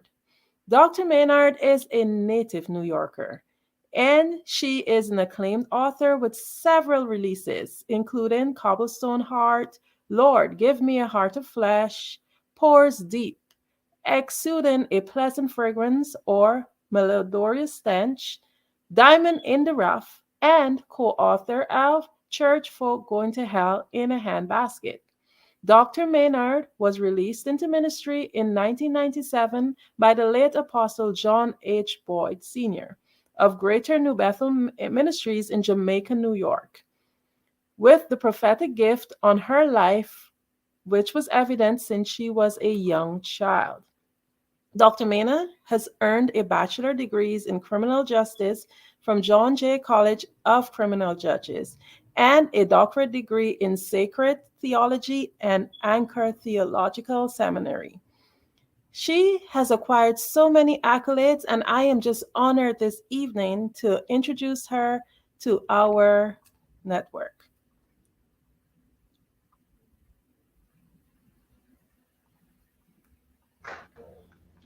Hi, how are you? Hi, I am awesome. Thank you so much for joining us here on the Black Business Network. Hi, how are you this afternoon? I am doing great, thank you. Genius is coming, and I'll see you on the other side.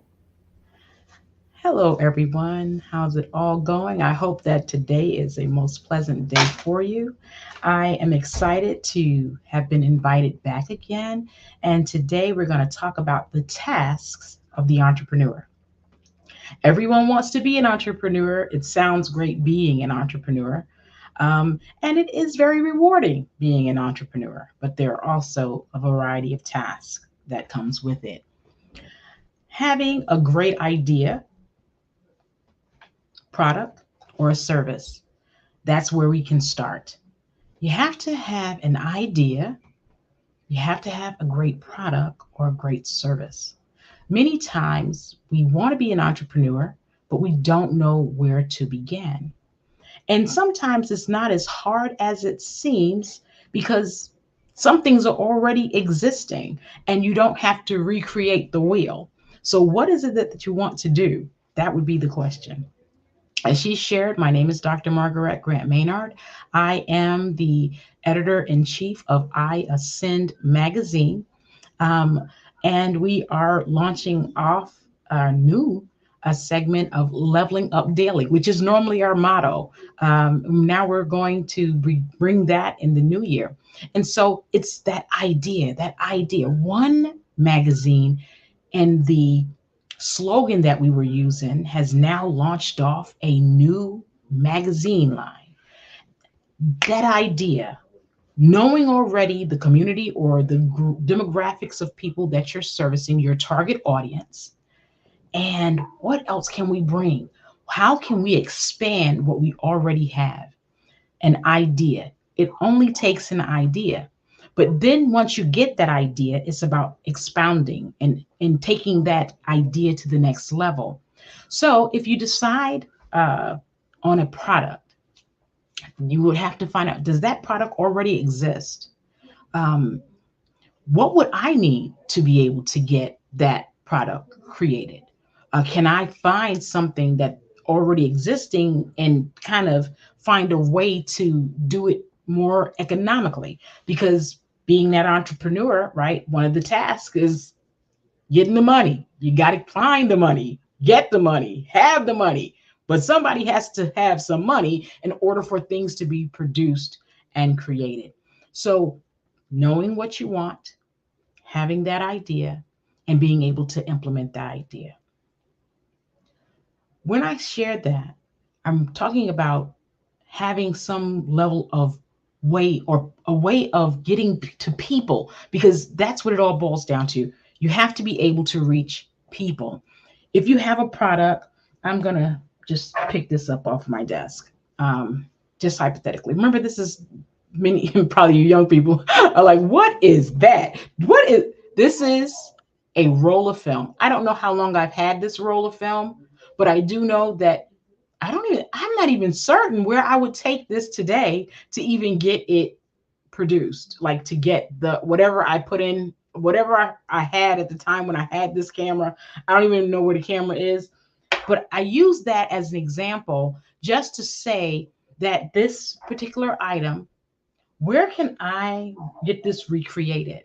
And because I just shared with you, literally, I have no idea how long I've even had this in here. And if it's even something that I can retrieve the items that are on it.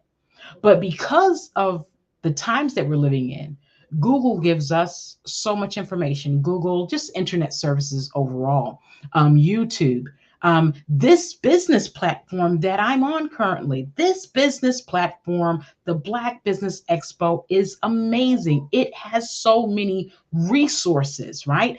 There is tons of information that you can go and review, backdated segments of people providing some of the most phenomenal information that would give you ideas and spark creativity for you to be able to develop that business, create that idea. There are so many. I want to take just a pause here, just a second, so that I can try to get this pulled up because I wanted to make certain it's not my list. It was something that I saw. I thought it would be very, very a good tool or some good item to utilize because it's going to give a whole slew of business ideas, right? Because they were saying there were so many. Oh my goodness, I'm so sorry. I had it pulled up, but because I moved something, it kind of just that kind of Elvis left my building, right?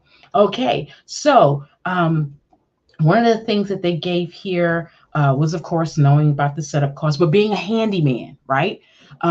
Some people are so good at fixing things. Oh my goodness, that's a skill set that everyone doesn't process, everyone doesn't possess, everyone doesn't have. Because for me, if it's broke, yeah, yeah, if it's broke, it's just that. And unfortunately for me, I don't have the skill sets that we require, like repairing chairs. And some people just know how to take apart an electron. Is that you? Are you the party who knows how to take and open up some kind of electronic and then put that thing back together? That is a skill set, and you can make that a business, right? All right. A woodworker, OMG, like I was just saying, sharing with chairs. There are certain things that people have in their homes that are made of wood. Desks, the desk I'm sitting at is made of. Do you know how to carve? These things are skill sets. Everyone doesn't have them. So now those are just general ideas, right? There's also sewing. Oh my goodness, I remember I took a sewing class so many years ago, and unfortunately for me, I didn't get all of the necessary tools and things that were required, and I didn't stick with it. But sewing is an absolute gem of a tool. People need clothes repaired. People need clothing. That skill set can also lead you to being able to create all manners of items that are unique. And that can be something that you can turn into a business. If you're great with computers and you're computer savvy, knowing how to fix them, if there's new downloads or updates, understanding how to do coding, all of these things are components that are unique. In essence, everyone can't do it. And because of those unique skill sets, you can develop a business tailored around some of the things that you know how to do. In terms of products and services, there are so many products and services already out there, and there are even manufacturers that will reproduce some of the things that you already see that exist.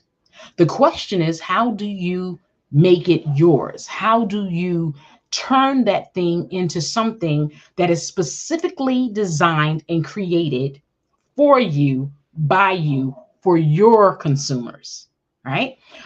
There are so many different websites that exist now, and like I said, companies and it's so much information. Go on Instagram, as I shared, Google, Facebook, this wonderful platform. There is so many options that if becoming an entrepreneur is your desire, but you don't really know, like, what do I do? What do I work with? That's where you start. You can start with something, and just the idea of getting out there, you can begin to tailor what works for you and what doesn't work for you. All right. So we've already talked about that idea. I've even given some ideas. I've even given some ways or some resources that you can look at to be able to get that idea or that product or a service. Because remember, you offering something, childcare. Uh, if you are someone who's really, really good at counseling or being a listener, because being a counselor, everyone can't just become a counselor. So I want to make certain that I do put that out there. Just because you think you're good at, you need to make certain that you have the necessary resources, tools, education, and licenses that are required to become a counselor or sitting with someone and trying to counsel someone. So things of that nature, services that you personally render, through a life coach, business coach. Those things don't necessarily require the same certifications or licenses. But if these are things that you're good at because you are an entrepreneur already, because what I'm sharing may not apply to you. I hope that I will be able to reach every person, but this is really designed for those who are interested in becoming entrepreneurs, who are just sitting there and they're like, I know I can do this. I know I can do this. But there's still that little set of fear. Get around people who will inspire you. Get around people who will provide the information that you need. Like I said, this platform, the Black Business Network, is phenomenal. You are in the right place. You are watching the right channel. You are where you need to be to get the resources, and the encouragement, the knowledge, and the wisdom that is poured out on this platform on an ongoing basis. It can't be measured, right? It's 24 hours. It's something always being presented to get you to that next level of business. So you start your business where you are on your level, right? Because you can't start on this person's level because they may have been doing it for 20, 30 years. You start out on your level and you work that thing every single day to get to where you want to go. How do you reach your following? How do you reach your group or those sales leads? You got to have the product. You have to make certain that you have some general knowledge of being able to work an email. Good grief. You'll be surprised. There's still people who refuse to deal with any kind of internet or any kind of electronic platform, but they're doing themselves a disservice. If you are a business, you need to have a web page. How can people find you? Especially if you're not a storefront, everyone as an entrepreneur will not get the opportunity to have a storefront. Now, that's not to state for discouragement. That's factual because some people don't need it. If you are an online business, you don't need a storefront. You know how to work that internet. You know how to work your marketing program in such a way that you're able to reach the masses without having a storefront. That is phenomenal. And that is the reason why even the storefront business, because guess what? Everybody doesn't know you're there. Maybe the people in the local area knows you're there, but don't you want to have your products reach Atlanta if you don't live in Atlanta, New Mexico, the other side of the globe if possible? You want as many people as possible to be able to get your products or offer your services. Offering your services, how can I offer my services if I'm here? Oh, that's the invention of online. Like, hey, you see me now. I'm in my computer desk. I am on a Zoom or a camera, and I am on a platform similar to Zoom. I think, what are we on? Oh Lord, I just get on these platforms. I don't even know half of their names. I just know how to get on them. You got to know how to get on the platforms, right? So you're much younger than many of you are much younger than I am. So you should not have a problem whatsoever being able to get what you need to get the job done. In doing all of these things, you got to keep that positive vibe. You got to keep that momentum, keep that positive upbeat rolling. You don't want to be around people who are downers, who don't understand your vision. You got to stay focused so you don't need anything that will cause you to lose the momentum, right? You want to continue to press forward, get around people that are like-minded, business-minded, right? Who understand what you're trying to convey, what you're trying to put together. Now, that would in turn say, get yourself a team, right? Because as I shared the last time I was on here about business structures, being a sole proprietorship is the structure of the business. That doesn't mean that you have to be the only person in the business, right? So you got your business structure set up. You may already be maybe a corporation, nonprofit corporation. Of course, that's already going to bring several people in. But as a sole proprietorship, you may start off small with just yourself, right?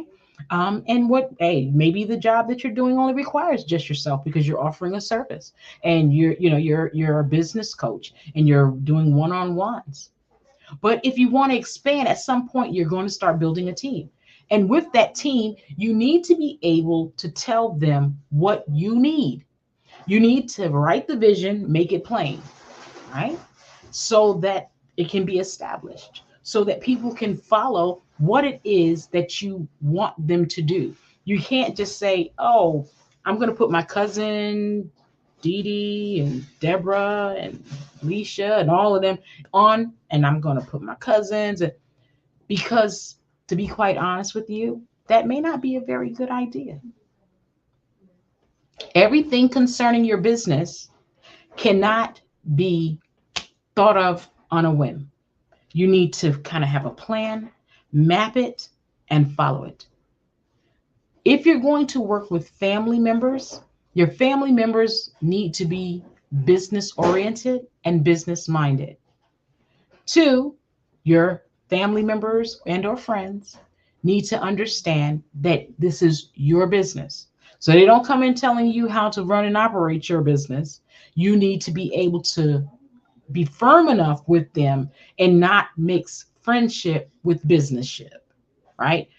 Business is going to be business because however that be cousin or friend, family or friend, however they interact with your customers, however they provide the services, however they talk when they answer the phones, however they do whatever they do concerning your business is going to be a reflection of you because you are the business owner. So you must be mindful of that. You can't have someone who's they chewing on the phone, chewing gum on the phone. How you doing? They need to be able to come in, answer with a firm smile, right? Because hey, a firm smile. Because even though the person can't see you because you're on a phone call, they can hear it, right? So you want to come in with a smile and be able to introduce whatever the business is. Hi, thank you for calling X, Y, and Z. We are so grateful that you called today. How can I assist you? They need to be able to conduct themselves and handle your business as a business at all times, and always have and present a spirit of excellence when representing you and your business. How do you reach goals that are set? Because you have to have goals, right? Your goals should be from the beginning to get yourself or your group to meeting more people and getting your name out there. One thing I shared before, which I am a true believer, I am a recipient of word of mouth. Word of mouth will take you places that some of them paid ads can't do. But in order for people to spread the word and tell other people and refer other people, you have to be operating with that spirit of excellence, not just you, but your team. So you have to be a leader, and a leader leads. A leader doesn't allow others to lead and dictate what's going to be done.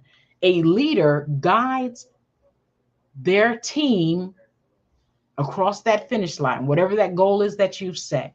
So my suggestion is to set goals. Some people have a yearly goal plan, some 6 months, some 5 years out, some 10. I think that that's great. However, because we are talking to those today who are looking to become an entrepreneur, or some that may be very early in those stages, let's do it day by day, right? So for the first 30 days, you should create a plan. Be very, very structured about what you're going to do from the start of that day to the end of that day, like a checklist, like a to-do list. And make certain that each day the main components that you need to have completed are done.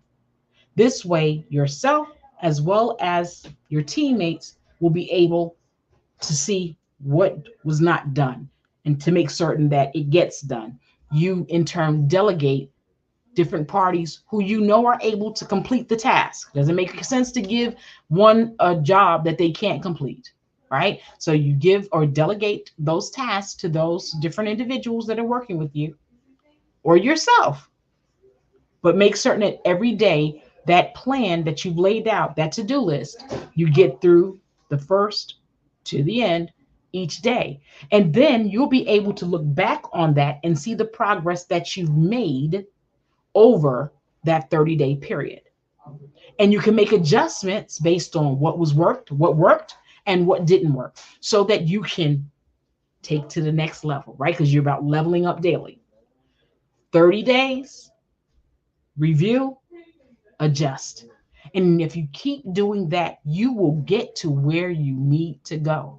Remember again, you are never alone in your entrepreneurship journey.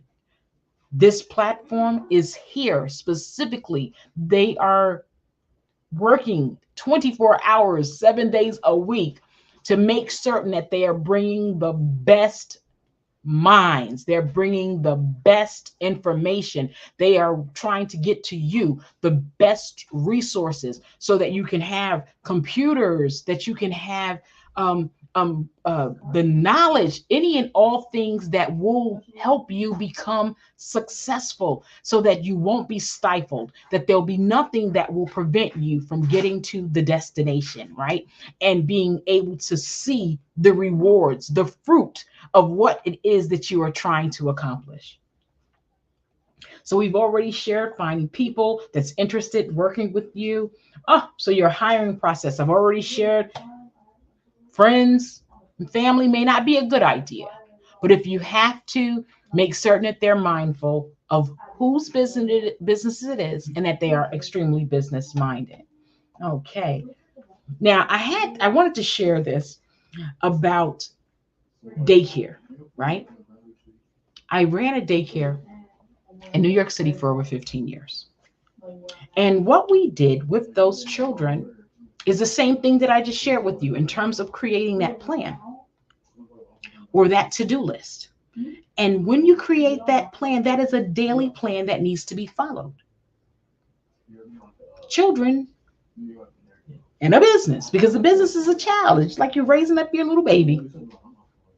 It needs some kind of structure that has to be followed every day to keep it floating. It has to continue to be nurtured in order to grow. So when I operated that daycare, every day at certain times of the day, the kids had to learn their letters, their numbers, their colors, days of the week. There was certain things that had to be done every single day. Now, even though we did it every single day, We changed up the cards maybe that we used. We had big, big cards that had the colors, several, all of our primary colors or our alphabets, but there'll be different little things on there so though it's the same information, it's being presented in a new way within the course of the week so that they're not just learning rote memory. Rote memory is good. Rote memory is a method that's used where you're memorizing what you're learning. And some would say that it has its pros and cons. Now, the good part of rote memory is you begin to remember, and like A, B, C, D, you learned that at school. You learned that song and they sung it all the time and you learned it. But just because you know how to sing A, B, C, D, E, F, G, don't mean that you know what B look like when you see it, or that you know what F look like when you see it, or what M looks like when you see it. So that's the pros and cons. But I think that the starting of rote memory, that's what you're learning in the beginning, or what you're doing. You're doing that rote process, right? Because every day you're going to be doing a certain task on your to-do list from top to bottom. But by that second month, you'll be able to make some shifts. And though you're still performing from that rote process, some of that stuff that you've been doing is no longer rote memory. It's stuff that you know to do like clockwork. So you work it long enough, it moves from being rote memory to knowledge that you are able to process and understand what it means. Okay. So the same thing for us, that daily movement, because you want to be an entrepreneur, right? That's the title today. So you want to be an entrepreneur. I hope that what I'm sharing so far has kind of been enlightening, and that it's making sense, that I haven't kind of just been babbling and rambling, because the point is that I leave some kind of a deposit. Again, don't forget social media. Social media is another role of that rote memory, because if you don't use it, just like I think it's these platforms, Instagram, I think even Facebook, I believe that if you don't use it, whatever you've been putting out, you put a couple things up today, and if you don't keep doing it each day, that algorithm will set back on you. OMG, oh my goodness. So the same thing, you have to do it every single day. Some of you are posting on your social media pages like clockwork every single day. So the same way you handle that social media, you got to be handling your business, handling that business plan, that business structure, make certain that you do all the necessary things, right? Make certain that you get your tax ID number. You got to get that business name. You got to register with your state. All those things that I shared last time around. Now you have to work the plan. Now you have to work it every single day to get from A to Z. Assist your team, because you can't expect people to walk in and know what you want them to do. Sometimes you got to tell them what you need done. And once you get that processed, signed, sealed, and delivered, especially once it works, then you don't have to fix what works.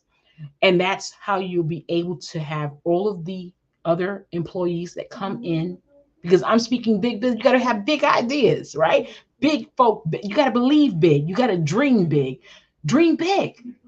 Because the only one that can stifle or slow you down or cut you off is you. What do you want? If you believe that you can have a company that has 100 employees, you know that you may not have it overnight, but if you keep progressing, you can have it. Don't let anyone tell you otherwise. And don't believe anything less until you achieve it. That's what we have to do. That's the focus. That you have to be purpose driven, despite who's with you, despite who believes in you. This platform is a place that has so many resources and people that you can reach out to. There's so many resources that come on and they're leaving their information for you to be able to reach out to them. Find some of the ones that are on here that are in your scope, in your focus, meaning they are talking about some of the things that you really can identify with, and maybe even very, very similar to what it is that you'd like to do. You have not because you ask not. You have to ask. Ask. and or knock, you shall receive. So take the advantage of these opportunities and resources that this network is constantly bringing to you. Sometimes we look at something and we just go on and move on and do something else during the day. We didn't do anything with all of the knowledge and wisdom that we have.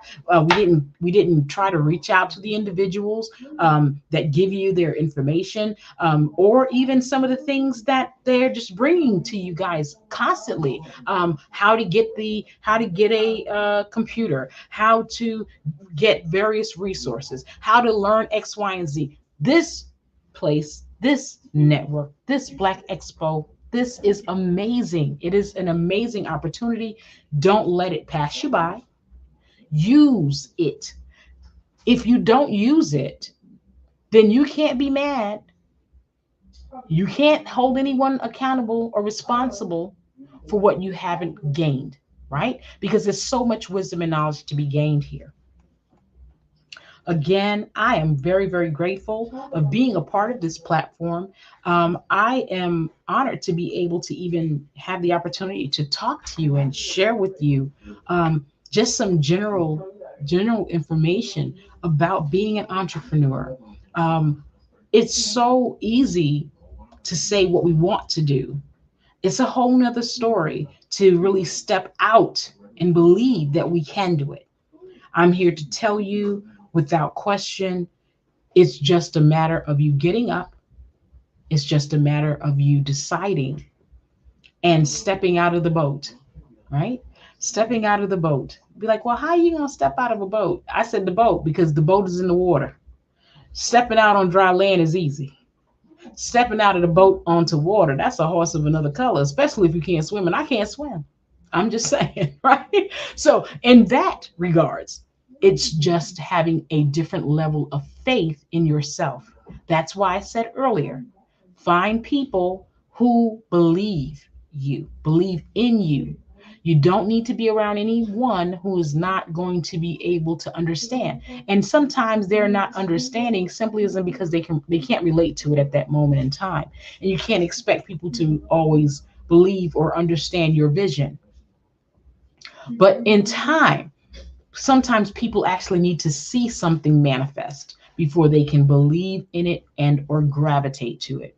So again, it's important to get the knowledge, but it's also important to kind of know some of these resources that are out here through the internet. You need to make certain that you have a website. Oh, I can't emphasize that enough. There are a lot of businesses that are operating and they're just on Instagram or they're just on Facebook. And they have wonderful clothing lines like a boutique, online boutiques, but you're only posting your stuff on Facebook and Instagram. You don't have a website. So that means that your audience is only in those two locations, Facebook and Instagram. And if anything ever happens to Facebook and Instagram, oops, there goes your business, because that's where your business has been dwelling. You need a website because a website is going to be your platform, and you're able to change up your platform and continue to add products. You use the others to drive them to your platform, because your platform, you're in control of when your platform says goodbye or remains. You don't have any control over those two social platforms at all. You definitely want to, if you have not already, you want to get a website.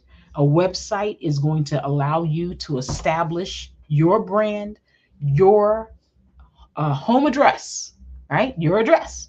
Your website is your address.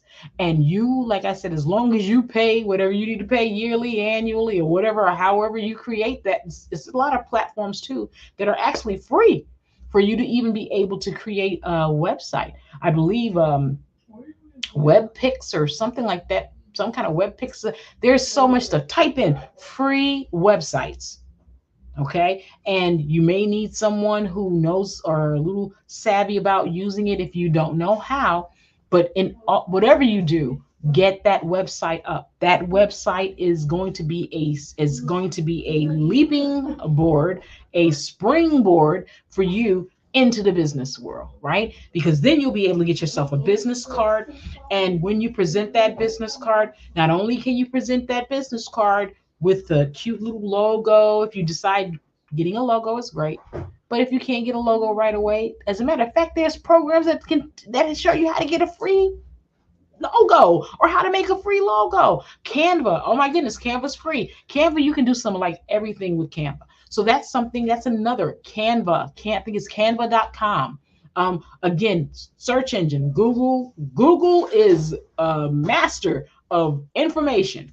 Put in how to create a free logo, how to create a free website. What you need that's free. What do you need to get started? Some things you don't need a lot of money to get started. OMG, especially if you're talking about your service-based business. You simply have to step out and begin. Follow a business plan. If you don't know how to create a business plan, type that in. How do you create a business plan? I'm pretty certain that the Black Business Network has something in some of their resources, as well as some of the various programs and those speakers before myself, speakers from months back even, that will be sharing some information about business plans and things of that sort. Use that information. It will take your business to a whole nother level. Now, marketing it, that's a little different. That's where those social media platforms are going to come into play. Get someone to make you a couple of different flyers. Make certain that your business information, your telephone number, and your website is always on your flyers. Keep on posting, and you have to do it daily. You got to post every day. Post every single day. And according to some of these things that I've read, you need to post more than one time a day. And now I think it's something that they want you to start doing reels, meaning you're kind of doing a short 1 minute, 2 minute talk where they're able to see you. And I think that's because they're, especially if you're a business that is a service business, it gives the audience or your clients, your prospective clientele. It gives them an opportunity to get to know you or get to know, whatever brand, whoever is going to be the face of your brand, an opportunity to get to know them and hear something from them that gives them a better idea about your brand, about what it is that you do, about what it is that you offer. You'll be able to show a product if it's a product, tell more about the service if it's a service, and just taking it from there. So you definitely want to take advantage of those kind of resources that gives you the ability to complete these kind of tasks, which are necessary tasks, especially for free. And once you get those things up and at them, then you can at another time, get a fancier logo where you're spending a couple of dollars to get something a little fancier. Or hey, if you're an artist, you can create it and draw it and kind of take that from there. And that's a service. Okay. You can take that information, and then take finances and increase, everything that you want, onto the next level, because you're going to start out where you are, right? You're going to start out on your level. But as each day goes by, you're doing what? You're leveling up one level at a time. Don't go by someone else's pace. You stay on your pace. That's all you have to do. Stay on your pace and on your level and continue to work it until you get to that next level. That's all that you have to do. It sounds very, very difficult to become an entrepreneur in some regards, because some things are a little bit more. I know that I've kind of shared some things and they all sound very, very easy, but there are the aspects of business that are not very easy, and that's going to be obtaining the finances, right? Maintaining the finances, finding the people, because there's a lot of people out there, but you got to find a way to get them. And just because you get a website doesn't mean that everybody's going to come to your website. Like, I got a website and okay, no, you have to still work, advertise, and go hard. You got to get out there with your information and keep your information in the face of the people, because the only way people are going to know about your website is if you tell them. They're not just going to be like, oh, and stumble on your website. There has to be something that's constantly being put out there. So you want to be able to share that information, find out a lot of different pages they have on websites, websites and other social pages that will allow you to put your business information out there. I think there's a Google Ads. There's Yelp or something like that. 'Cause I keep talking about Yelp, and I'm like, I'm gonna put it on Yelp, but Yelp will tell you, Yelp is like, yeah, Yelp is free. They'll help you put it on there too. There's just so many things, driving factors that will give you the knowledge again, give you even some resources. I've just shared with you a way to get a lot of different resources that wasn't rocket science, right? It's things that are out there. But believe it or not, just because it's out there doesn't mean that people are taking advantage of it. And that's what I'm sharing with you. There are a lot of free opportunities that are out there. There are a lot of free things that you can get started in terms of testing the waters, because you don't have to stay with whatever business you start out with. It may not be for you. I'm no longer a child care provider. I started as a child care provider in New York City. I am no longer a child care provider. You can change if it doesn't work for you. It worked for me then, but there came a time like that was no longer something that I wanted to do. I had my goals in my mind had changed, and I wanted to focus on some other areas of business and or ministry, to do something new. So it means you start a business, you shut it down when it's no longer something that you want to do.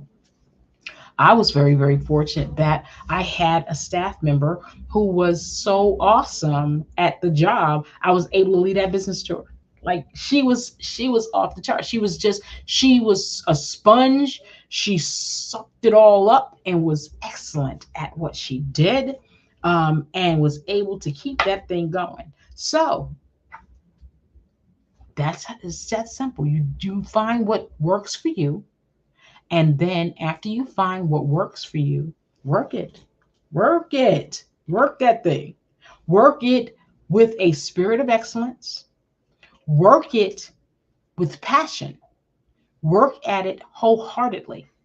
It's imperative also that you keep learning. You never stop learning. The moment that you feel like you know it all, you're messed up.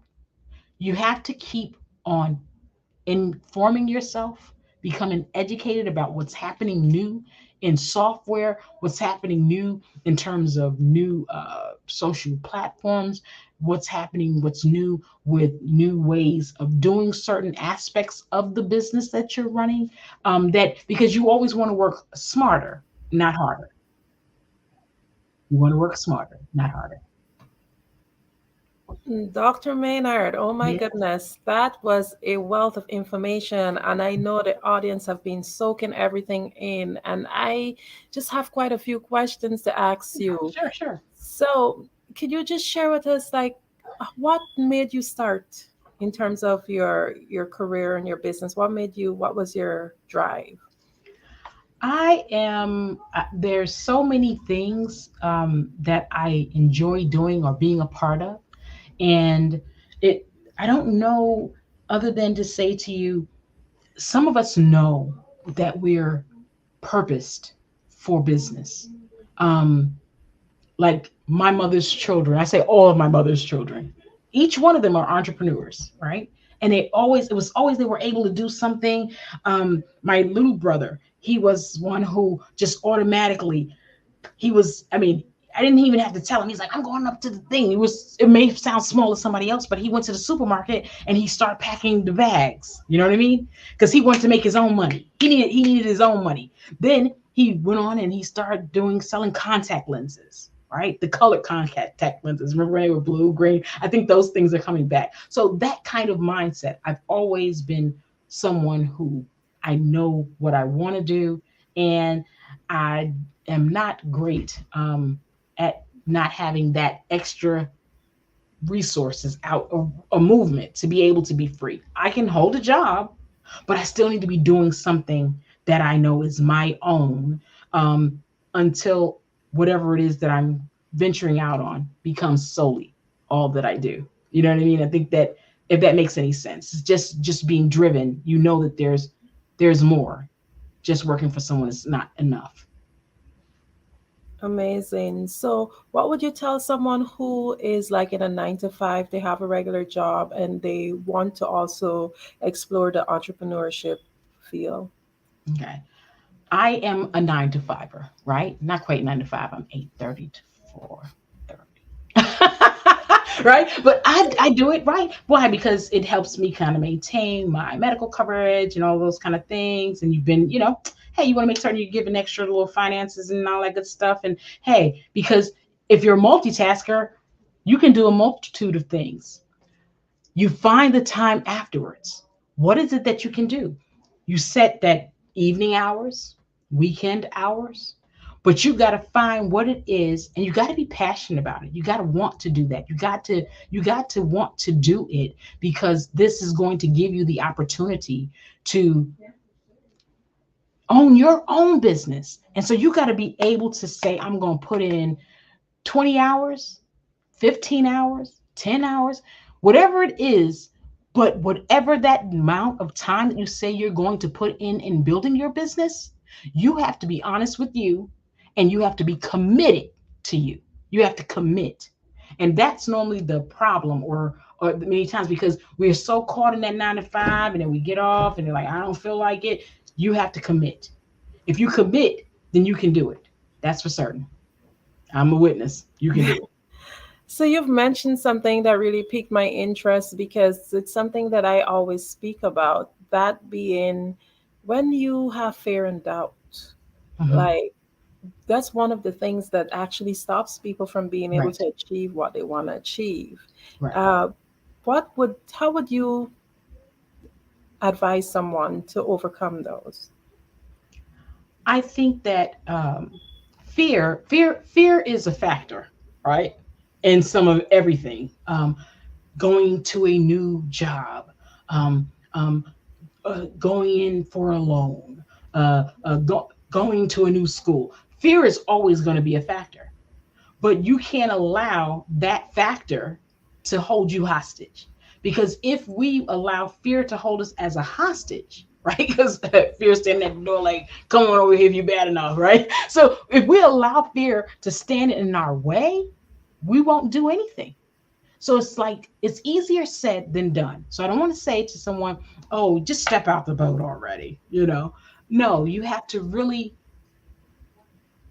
think about what you want to do. Educate yourself about what you want to do. Search, get some resources, because knowledge is power, right? And power in knowledge gives you another level of confidence. Confidence gives you the ability to say, well, who are you talking to, Fear? You don't know. You don't know nothing about this here. You know what I mean? You have to build yourself up so that you have the courage and the confidence.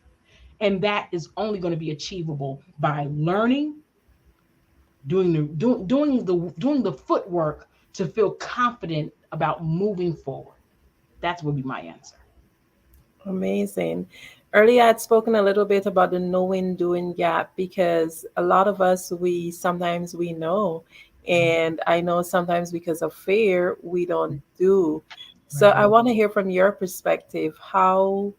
Would you, what would you say to someone who's having that division, like they know what to do, but they can't do it. How would you recommend they move forward? You have knowledge. You've researched some things. Still stuck like, oh my gosh, because there are those instances. Even myself, there are those instances that you're like, now I know how to do this, and this, but I really don't know. Like, how do I connect those? How do I connect the dots? Right? Be it the dot from getting from this place to the other side, or from getting the knowledge of knowing how to start a business, or knowing what kind of business I want to start, to actually starting it. Then I would say again, this kind of platform, the Black Business Network, without question, because it is too many voices 24/7. Hello, 24/7. That's awesome right there. 24, 1, 2, 3, 4, 5, 6, 7. You know what I'm saying? You ain't got enough fingers to do the 24, right? You even if you did toes and fingers, oh my gosh, you still got 4 still hanging out there. You know what I mean? Like, this platform is constantly bringing on brilliant minds that are full of wisdom and knowledge of so many subject matters that are business related, because they're Black businesses. You know what I mean? Black owned businesses who are out there every day making it do what it do. How do you reach it? You got to ask. You have not. I think I said that somewhere during the course of it, and I'm a strong believer. You have not because you ask not. Pick up the telephone. There are many places. There are in every city and state. There is some kind of business network, or business, even with in your city. Oh, I think my mind just froze. But there's business resources. Business. How do you start a business? Type that in. It's gonna pop up and generate various things. Ohio, Atlanta, North Carolina, wherever you are. How business opportunities, how to start a business. And when you type that in, like I said, Google is key. These platforms that they have now provide so much information at the touch of your fingertips. And everybody got a cell phone. The majority of the cell phones are smart cell phones, so you should be able to get some information, right? And you do that and ask. If you don't ask people, you got to get around people who are doing what you want to do. They may not be doing the same exact business, but they can give you the basic fundamentals of how to get the start up, right? The general information of, like I said, choosing a business name, checking with your state to see if that business name is already taken, how you are able to obtain and secure that name. And then once you got that, if you need a license, or if you need a certification of some kind, because it depends on what you're doing now. We want to make certain that we do share that, because every business doesn't mean that you can simply do it. You need to make certain that it doesn't require any kind of licenses, and like for retail or selling products. That does require a retail license in some areas, even if you're not in a retail store, because people think that they're not in the store. No, you still need that retail license. You still need to pay and have the state know, because they're going to be monitoring each month, and they want you to tell them on a monthly basis. At least I know here in Ohio. Here in Ohio, you have to submit something on a monthly basis if you have any kind of retail business. Okay? They need to know.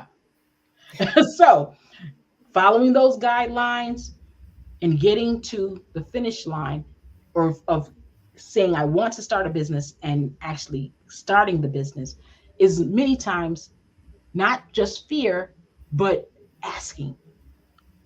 You got to ask. If you don't know something, the only way to obtain it, at least that's what works for me. You have not because you ask not. I'm like, honey, I don't know. So please help me. Please let me know. please, somebody tell me. And that is going to be the only way to get the knowledge that you need. And you'll also be surprised how many people, especially like I said, and I'm not saying it just to boast Black Business Expo. I'm sincere, where this is a platform that really, if you listen to Dr. Kelly, if you listen, you'll hear his heart. See, that's the key. Listening and hearing the heart of the people who come on. You can tell people who are genuinely sincere about wanting to help you, right? And you can tell the ones who don't want to help you because they won't. You see what I'm saying? People generally don't put out information. They don't try to pour into you information if they're not trying to get you to another place. If they're not trying to assist, people don't push people up unless they want to really help them get up. You understand what I mean? People don't really reach out their hand and say, take my hand, and to pull you up unless they really want to pull you up. If that makes any sense. It certainly does. So I was recently part of the Think and Grow Rich Summit, and I am an avid book reader. And of course, one of the principles in Thinking and Grow Rich, one of the 13 principles, is about actually reaching out or seeking counsel.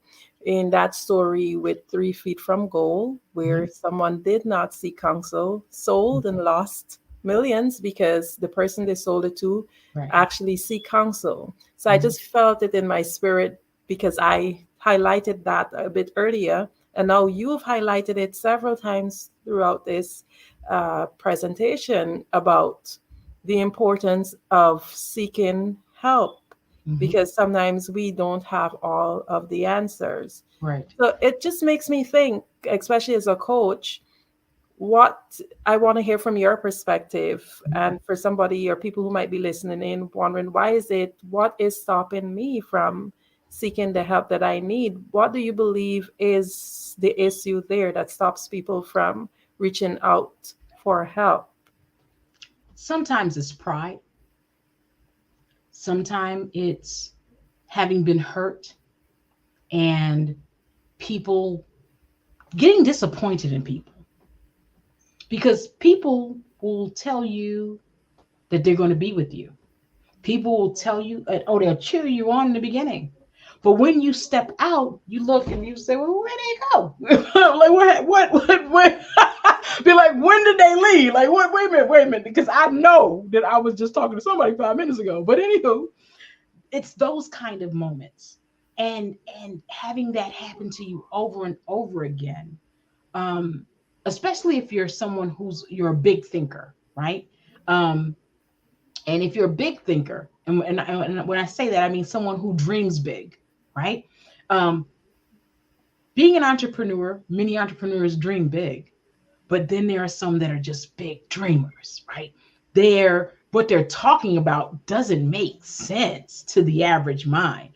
And when you're talking to people, they're like, she just is good. She good in loony than a bed bug, you know? Just loony. And you're saying, well, if you tell folk, does it even make any sense? Like, and then there are also going to be those who are in the areas where you're not around anybody that looks like what you're trying to do.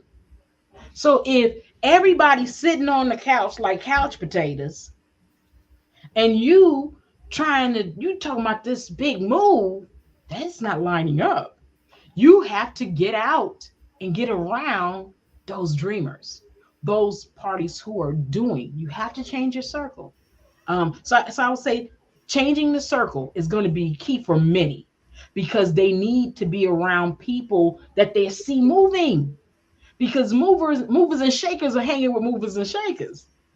Couch potatoes are sitting there on the couch with some popcorn. They got they. I might do that on the weekends every now and again when I can. Once I can't do it all the time, but if I can, you get your little sit down somewhere and got your little popcorn going on. But overall, I think it's very, very important for the parties who find that when they look around, they don't have anybody to ask. You don't have anybody to ask? Maybe it's because nobody around you is in that mover and shaker area, right? Then if you find yourself around business people and you aren't asking, then you need to reflect on you and say, well, why am I not asking them? They're successful at X, Y, and Z. Sometimes it's because you don't look at the resources that are right around you. The resource doesn't have to necessarily be in your household. The resource can be the grocer up the street who's always very, very kind to you, who's always very, very friendly. And like there are some people who are just genuinely helpful people, and they'll share information with you if you ask. But if you don't ask, a closed mouth don't get fed. I'm just So like, true. So the other thing I wanted, you had spoken earlier about routines and certain routines that you take. For me, during my self-development journey, and I'm continuously developing myself, one of the keys that I would have learned is the importance of routines. So I really did zoom in on that. So I just wanted you to expand a little bit more on it, and for the on what? listening audience to just reaffirm the importance of having daily routines as one Oh, of the pillars for success. yeah, you have to be consistent. And a routine is what brings about consistency. You can't, just like I shared it with the algorithms, for an example, with social media. If you post today, all week, 3 times a week, then the following week, you post once a week, 1 time a week. Your consistency is already dropped.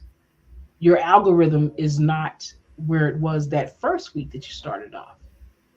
The same thing applies with business. You can't have a business, let's say you have a storefront and your business is supposed to be open from 8 to 5, but you decide today, oh gosh, I'll go in about 9:30. Because somebody might have just showed up at 8 because you said that your business is from 8 to 5. But last week you was open up from 8 to 5. I've literally gone to businesses and I arrive, ain't nobody at the business. There's no indication that no one will be here today. There's nothing that reflects any kind. That's not consistency. That's not a spirit of excellence. That's not a business that's going to survive. You're where you're supposed to be. You're presenting what you're supposed to present when people come in. You have a level of customer service. Customer service is also very, very key.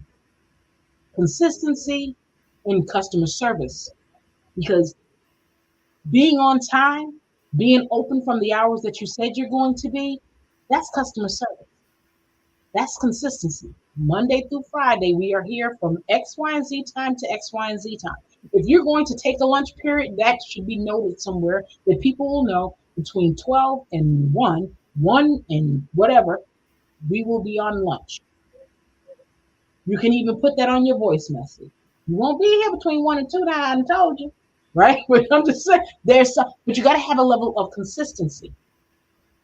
Consistency is very, very important. And I think that because people aren't consistent, their business wavers,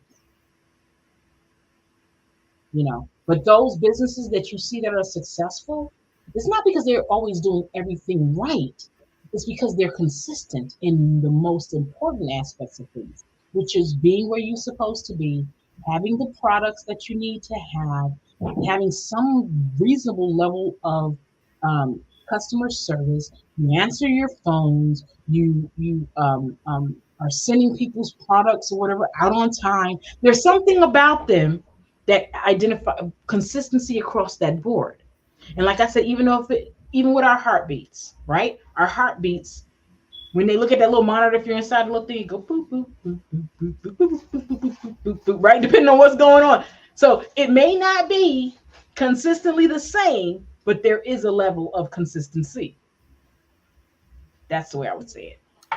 I absolutely love that because, like, again, as I told you, I'm an avid reader. And again, with the Think and Grow Rich, in order to rich in my view, and a lot of person views, it's not just financially rich, but we are rich in other areas. And one of the ways, or one of the pillars, is also consistency. Right. So definitely having those routines and being consistent is so important. Even with me personally, I've noted in areas where I've been consistent, I've seen growth. In areas where I've been inconsistent, I've seen failure or setbacks. Right. So with that, I just wanted to find out for you from your perspective, what has been your favorite part of being an entrepreneur? Being an entrepreneur for me, um, I enjoy the creativity of it, right? No matter what it is, I enjoy the administrative portion. I enjoy the creativity of it. Um, it has its pros, it has its cons, right? Um, because the truth of the matter is, well, based on what we're just sharing in terms of inconsistency, if there is any levels of inconsistency, like when you send people out, they're representing you. If they're not representing you on the same level of that customer service experience you desire them to provide, or they're not um, presenting you in that fashion that you really need them to, because maybe somewhere the ball was dropped and they didn't learn something, or they didn't know how to do something specific, whatever that may be. um, it still falls on you. Like it, you can't say it's their fault. It to me, it still falls on you, because when the people, whoever those people may be, are encountering that individual, they're encountering your business. So those are the cons sometimes, because you can send someone out. It doesn't know you don't know sometime how someone's gonna behave and or respond and or act in a situation until you're there. And sometimes it's like, oh Lord, like it's too late. You gotta try to, if you're there, lucky you, but I find that it's hard for me. I would say for me it's very, very hard to release the reins of certain areas of my business, because I need, I know the presentation, I know the level of commitment and that customer service experience that is required when dealing with certain kinds of our clientele that we are able to, as a magazine, we get to deal with a lot of different celebrities, and it's very, very important how you handle them. So being able to find people in terms of handling and how to handle people with a spirit of excellence and in love, um, and not being starstruck, those kind of things is very, very important. So again, my response to your question is, what I love is the creativity and the being able to see the administrative parts and get everything working. But the cons are some of the things that I just shared, because it's hard to, you can't be everywhere at once, right? We can't be everything. If you got five people, you can't talk to all five people in that within that hour time span. So there's those things that kind of set you back, and you have to delegate and just trust, that you've given them enough that they'll be able to represent you in the fashion that you need them to. Okay, so want to know, like, would you be willing to share with us like some of the businesses that you do? No, sure. Well, ISN Magazine, which, as I shared, is a lifestyle magazine. And we are now actually January 2024. It's going to actually kick off next month, well, a couple of days actually, for Leveling Up Daily magazine, which Leveling Up Daily was actually our logo for ISN. It was like Leveling Up Daily, and it just stuck, and everyone just loves that. The whole idea behind what we do is always about every one of us individually, no matter where you are or who you are. You are out there. If you are out there and you grinding every single day, no one's handing you nothing for free. You earning and you working hard for everything that you get. Then you're leveling up daily. And we are utilizing our platforms to be able to give them the spotlight, that doesn't normally, it isn't easily obtainable many times, because they don't have the reach, or they don't know where to go, or or who to shine, who to talk to. So our platform listens to their story, allow them to provide their story, some images, give them cover stories and things of that nature. Because we were doing so many celebrity covers, we did have a few things that we did with ISN magazine in terms of specialty magazines, but leveling up daily magazine is going to be able to kind of reach more people on no matter what kind of business you have. And that's what separates the two in terms of the brands are similar because we're going to still give you that same level of quality, still going to be those fabulous covers, darling. All right. It's still going to be those fabulous layouts. And we are also going to create wonderful poems just to encourage that party. So it's just some things that we're really working on there. I have MGM Ministries International, which has been established now since I think I started it like 2009. Oh my gosh. So I've been in ministry a long time. And I think that is really where I kind of hung around for a long time span. And just, helping and teaching ministers and things of that sort. And then I have Steer Your Course LLC, where I am a life coach as well as a business coach. And, I've been doing that for about 4 years, 3 or 4 years. I am the owner of True Sarah Media and Publications, which is where I've been writing, and that oh gosh, that's also something else that's been in existence for almost a decade now. But we started out with publishing books, and that in turn, which I shared the last time I was on here, that in turn is how we kind of branched off into the magazines. So now it's books, magazines, and now a new magazine. So I'm excited about what's happening. Trying to think anything else because I got so many things. I just be doing stuff. I don't know. My question is, yeah, how do you do it all? Like, what is your secret? I just take it one day at a time. I do a little bit here, I do a little bit there. So, and one thing I will say is you got to be a multitasker. That's for certain. And you have to dedicate time. There has to be time allotments. You can't just do everything. There has to be some time allotments. Like I have programs that I do, the sharpening zone.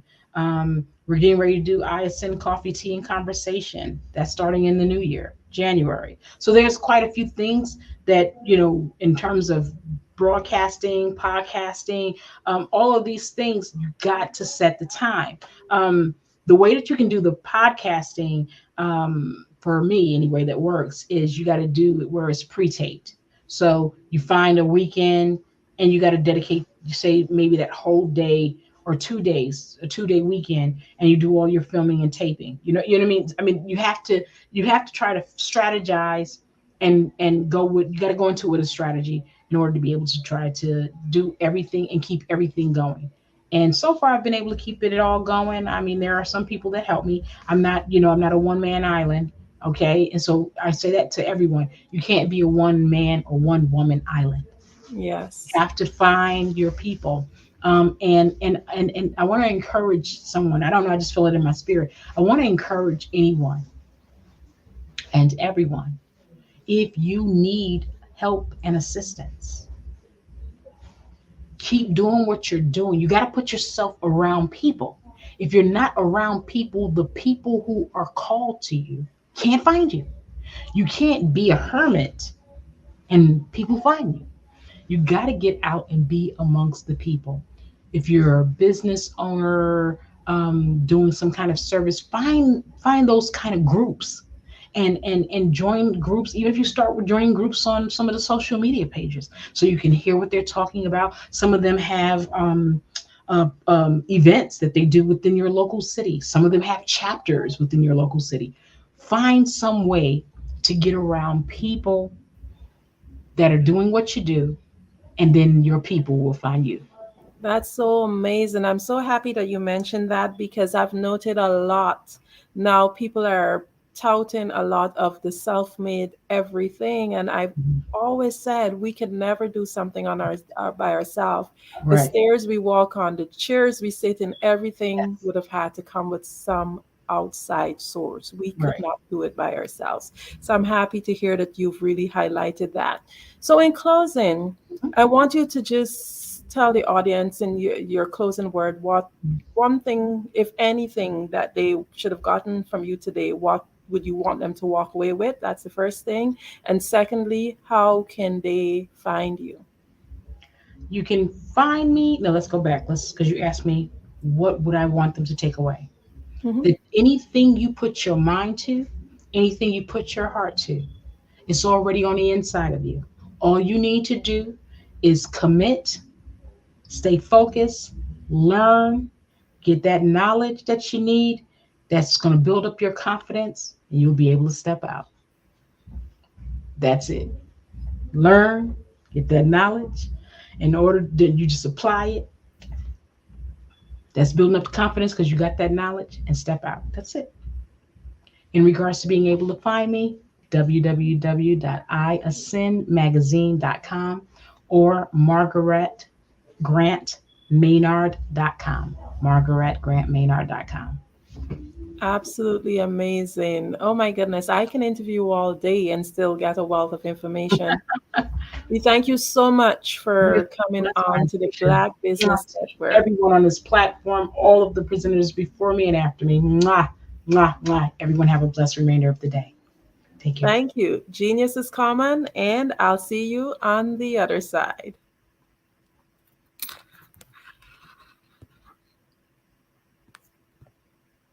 The Black Business Expo's mission is to raise funds for high school seniors going to college or K-12 entrepreneurs. This expo is a fundraiser for students. You may go to www.blackbusinessexpousa.com to donate to the scholarship fund or use the Cash App BBXUSA. Our goal is to give laptops and up to $5,000 to 10 students. Students can register online at www.blackbusinessexpousa.com. Every dollar counts, so we want to remind you to donate to the scholarship fund. We want to thank our Black Business Expo USA sponsors for October 2023. NC100, Moody Capital Partners, Suede Soul, Lotus Rich Coaching and Training, Carolina, Virginia Minority Supplier Development Council, Step Management, Barbara H. Smith, LLC, Margie McLean Foundation, Inc., Genius is Common, Earth Essentials, Milan Chennai Global, Executive Women Success Institute, The Quality Coaching Company, Superwoman Business Services, Creative Force Studios, Lee Entertainment, Artistic App Design, Black Business Expo USA. Genius is Common, and I'll see you on the other side. Why do I do what I do? You know, my life coach asked me that a few years ago, and she said, Tony, what's your why? And I told her, and she said, girl, you've already accomplished that. Perhaps you need a new why. Hi, Tony Harris, Amy Hoydu with Say It Said Marketing, one of your students, and just wanted to say thank you, Tony Harris, for spending so much time with me and giving me that boost in my business that I so drastically needed.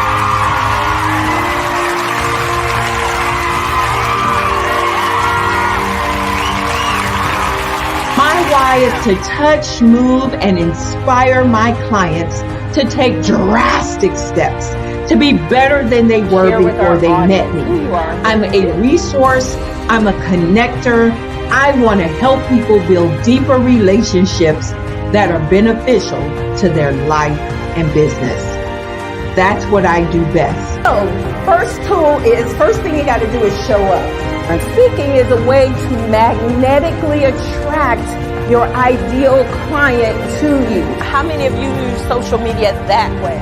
Absolutely. And this is how you look to the world. Drastic steps are the steps that are needed to be successful. And my business is drastic denotes a mindset. Getting out of your comfort zone. Doing something that you don't necessarily feel comfortable doing, want to do, but you know it's a necessary step to be successful in your business. I get the most satisfaction when I see my connections flourishing into relationships long after I am gone. Hi, my name is Jasmine Augustine with Media Jasmine, and I've joined several networking and referral groups in the area. And Network in Action Northeast Houston with Tony Harris Taylor is one of the best organizations that I've joined. I love that piece of what I do, and it is what fuels my fire.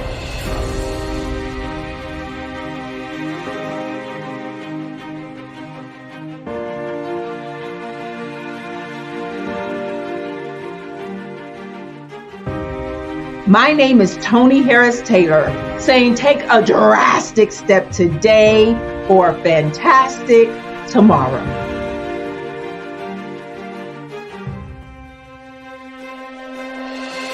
Over the past few years, we've seen the growth of existing and new initiatives focused on financial inclusion, building global networks, and reducing the wealth gap in response to the idea there's not enough seats at the table.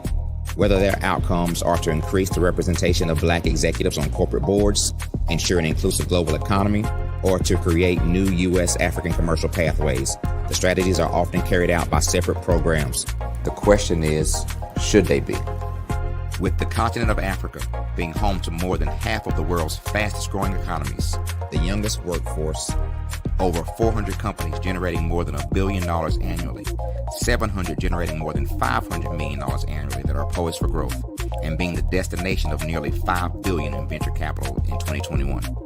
Diversifying U.S. and Africa commercial engagement by building bridges between African businesses and their U.S. diaspora should begin being seen as mutually beneficial. From helping to reduce Africa's enormous capital gap to catalyzing two-way trade opportunities, the COVID-19 global pandemic hopefully has taught us that global challenges and opportunities are more interconnected than we thought. During the pandemic, African companies like Unicorn Flutterwave, insurance provider Reliance Health, ride-hailing app Yasir, and 54Gene, the continent's first bank of DNA on people of African descent, prove that when African companies have access to networks, capital, and information, they grow big, grow fast, and create solutions that are valuable to the world. This is why Be Direct was created. We are the first U.S.-based but African-centric board preparedness and board search company designed to connect U.S. Black talent and corporations to African businesses. Unique and fundamental to Be Direct's success is our process of helping board candidates adapt their experience and networks to an African context before they're connected to high-growth companies that are looking to locally and globally scale. From our focus groups with African business execs and government leaders, we don't ignore the sentiment that business is easy, but people are hard. Having a pool of board candidates with hard-to-access networks and extensive experience across the business life cycle, including successfully raising capital, is table stakes for an initiative like this. So yes, we have that. But corporate or entrepreneurial success in the U.S. does not guarantee success in Africa. Developed alongside industry partners on the continent, our training program, Be Direct Prep, is designed to transpose their experience to create cultural comfort, understanding, and a commitment to helping businesses in Africa scale. Our board governance sessions are African continental and country specific, integrated with cultural awareness and dexterity training, masterclasses led by African industry execs, and mentoring and coaching from African continental-based facilitators. But even more unique to Be Direct Prep, we cap off our training program with an immersion trip to help candidates that have not been to Africa before see and feel Africa's complexity and opportunity from African soil. We all know traditional network-based board placement has historically left a lot of us out of ever really being in the paid board pipeline. Our strategy supports the work of many great organizations that are successfully filling seats at U.S. board tables by creating more tables for those that are still left on the sideline. It's time to start seeing the role and value of U.S. Black talent and businesses on the continent of Africa differently. Old perceptions and habits limit economic inclusion. Let's transition Black talent and the African businesses they will support from the periphery of the global economy to its core. Living in a global lockdown, we all know now how fast local and global economies can change, and see the value of having businesses that hire, strengthen local value chains, and even grow globally. Status quo in any form holds back progress. We must democratize U.S.-Africa commercial engagement by socially and economically connecting cultures that have long been disconnected. It's time for Africa's U.S. diaspora to redefine their global value by helping African businesses scale continentally and globally.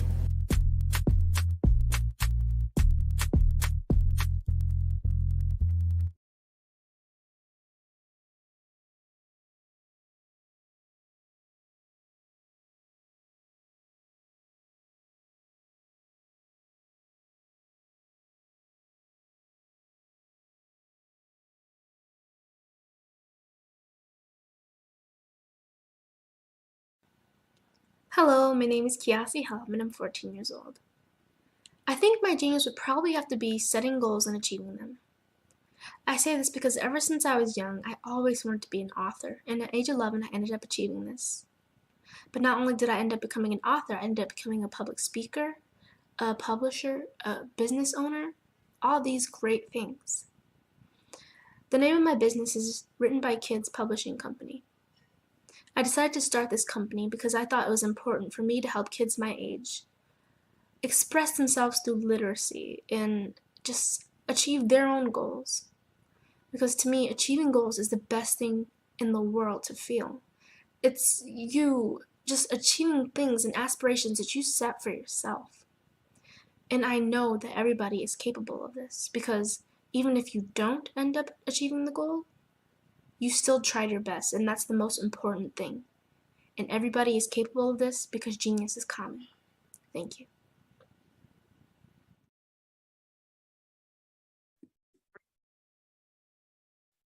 Hello, I'm Dr. Madeline Ann Lewis, President and CEO of the Executive Women's Success Institute. And my genius is helping women accelerate the path to success. You know, I was blessed to have strong women in my life who encouraged, motivated, and pushed me to do my best and to never even think about giving up on my dreams. So I say to women, we must show up to rise up. We have talents and potential, but who will see them if we don't speak up and get noticed? I know that women are a tremendous resource on this planet, and there is nothing more fulfilling than helping a woman tap into her full potential. I do this because I want to be a part of helping as many women as I can to show up, to rise up. I do this because genius is common.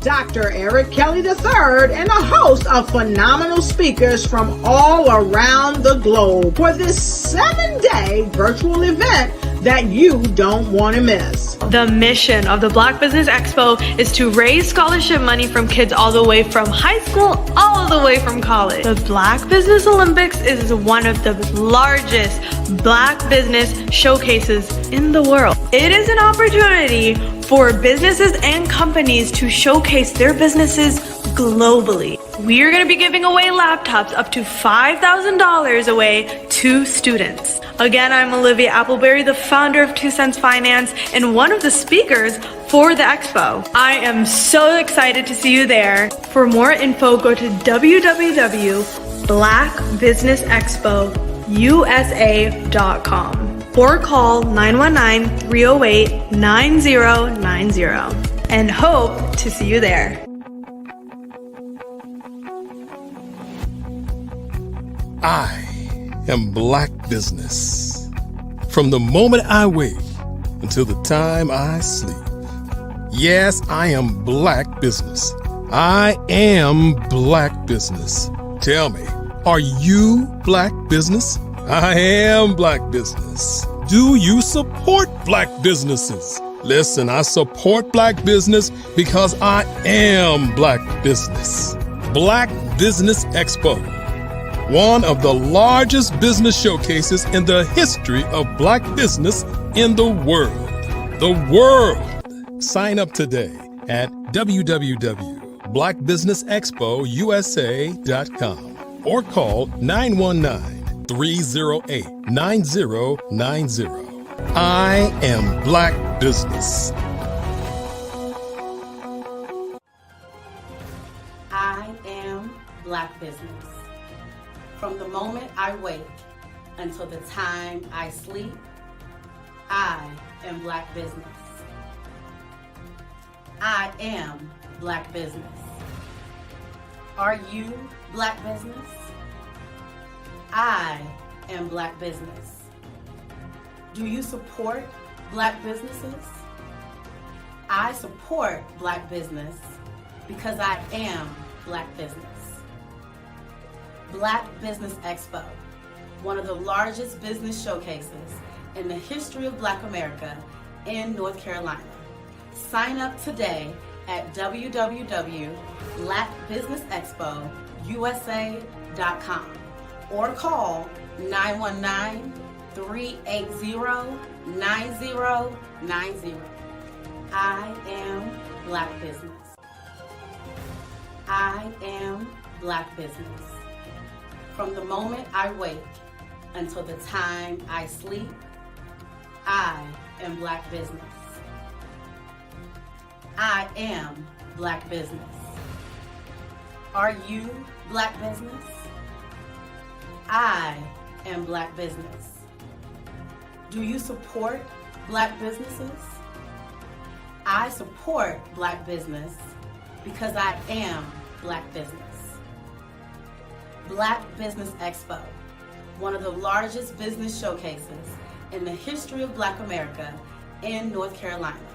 Sign up today at www.blackbusinessexpousa.com or call 919-380-9090. I am Black Business. I am Black Business. From the moment I wake until the time I sleep, I am Black Business. I am Black Business. Are you Black Business? I am Black Business. Do you support Black businesses? I support Black business because I am Black Business.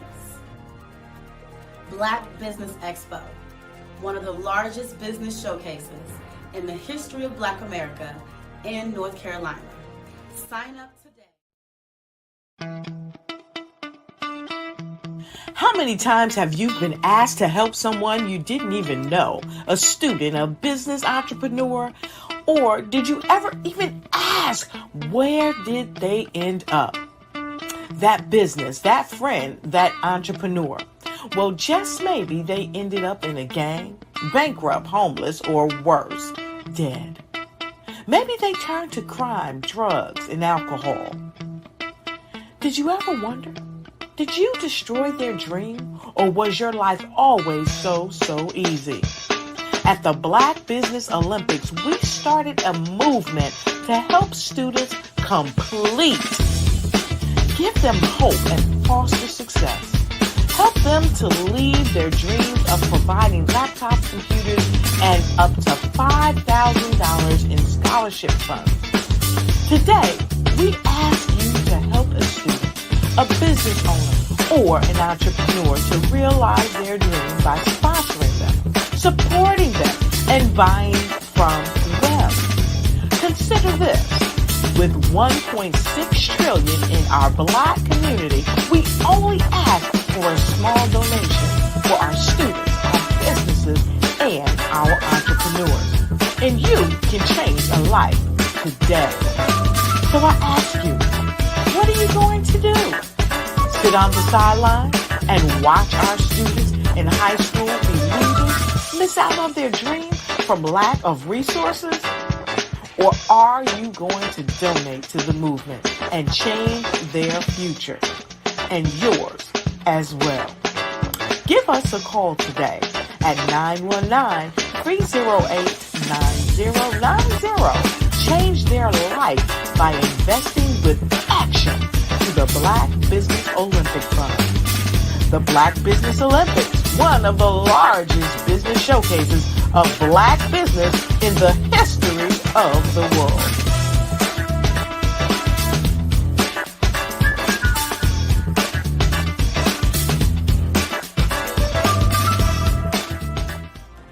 Artist to me is a creative expression of something from nothing. You know, it explodes onto the canvas, or it explodes on in my work. One of the things that I try to do more than anything is I try to just give the lines and the movements and emotions and expressions into what I do. Art really means to me a chance to express how I feel deep down inside.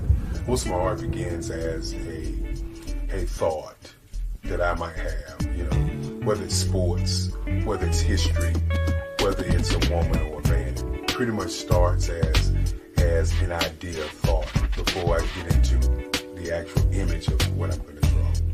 I do a lot of historical pieces. I was a history minor in college, and I love to do history pieces. And a lot of times I'm thinking about history, and then I try to make that history impact you as you look at it. That's one of the reasons I do pictures so large. People ask me, why do I do pictures so big? And I tell them, I want the piece to impact them as they're looking at it, to kind of dominate them, dominate their space. And most of my pieces I try to do off page. I don't try to do anything that's going to be in those four corners or in a square. And I want your imagination to be a part of the piece that you're looking at.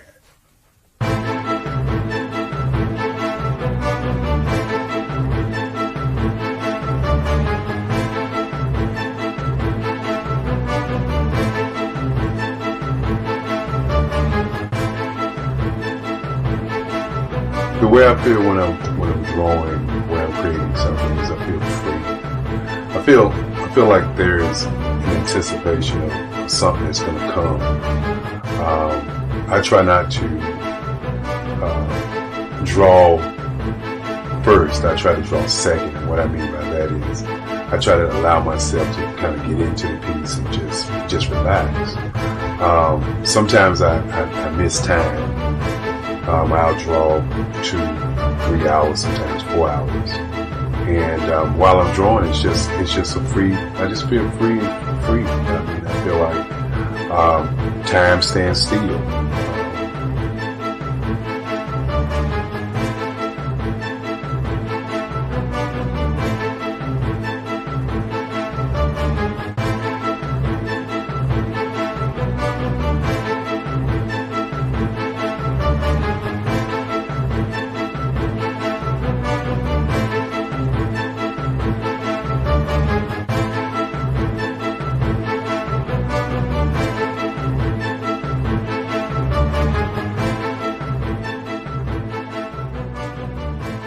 that's what it's all about in terms of the lines and the colors of my work, is to get an expression, to go deeper and past just what you see on the surface, but to go in and try to find an expression that everybody gets a different taste of what that expression is, whether it's anger or whether it's being happy or whether it's being, kind of calm or nonchalant. That expression that people take away from the piece is the most important part of what I do as an artist. Bold is the size of my pieces, where I try to do the piece larger than life, to kind of push forward toward you.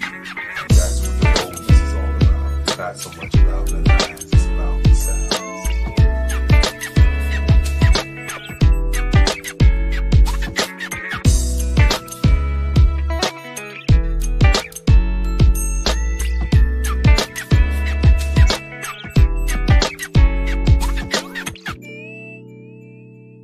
The Face of Change art show is inspired by my mother, but more importantly, it's a historical moment in time as the pieces depict different emotions and expressions of Barack Obama.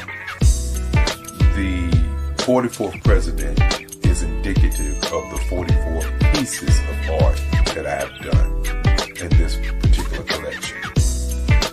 When you begin to think about expressions and portraits, this is a portrait gallery of expressions of what transpired as Barack Obama ran for office. Some of the pictures are abstract and some are expressionistic.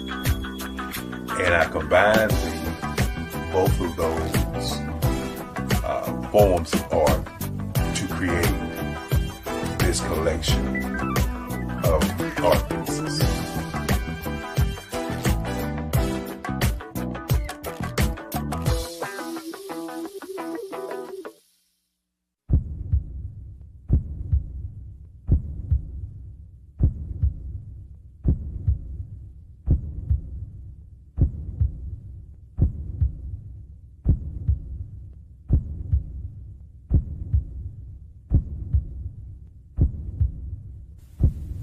Overcomer, brilliant, ambitious, motivated, awesome. Obama.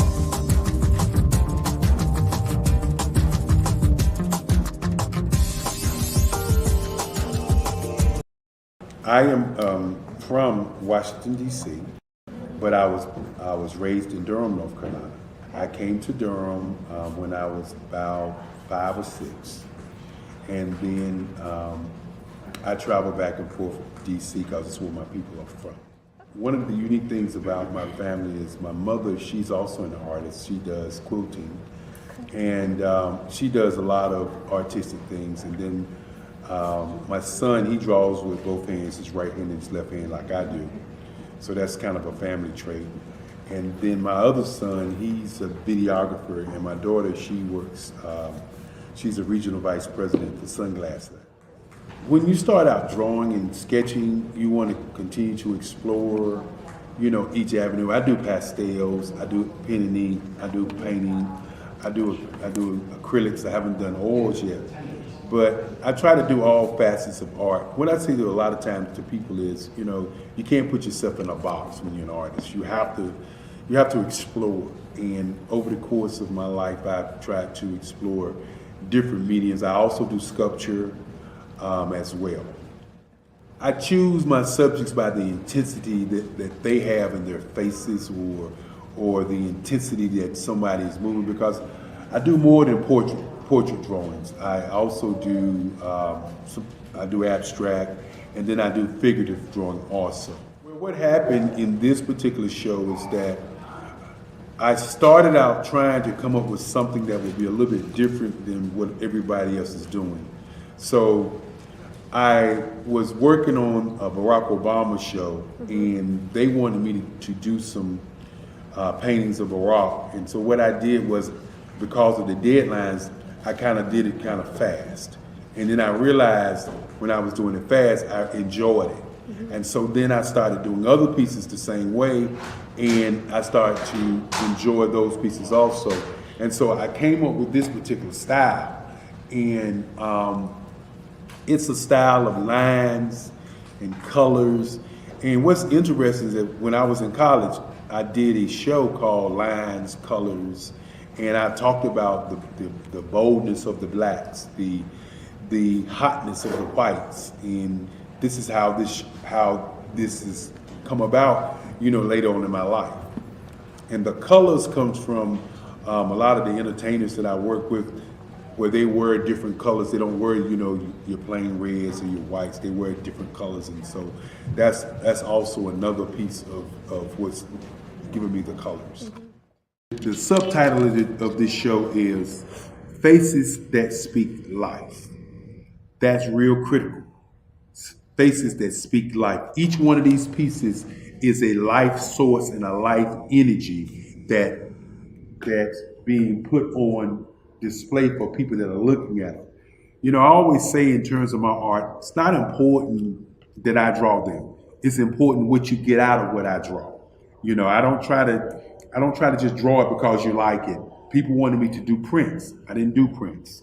People asked me to do different people, but the people that I choose are people that make a difference in the lives of people in the world. So the human landscape idea was, again, as I say, the lines represent your emotions, it represents your ideas, and it represents your journey as a human being. And that's why you get the different pieces and the different looks. And as you notice, I try not to do one look that looks alike another look.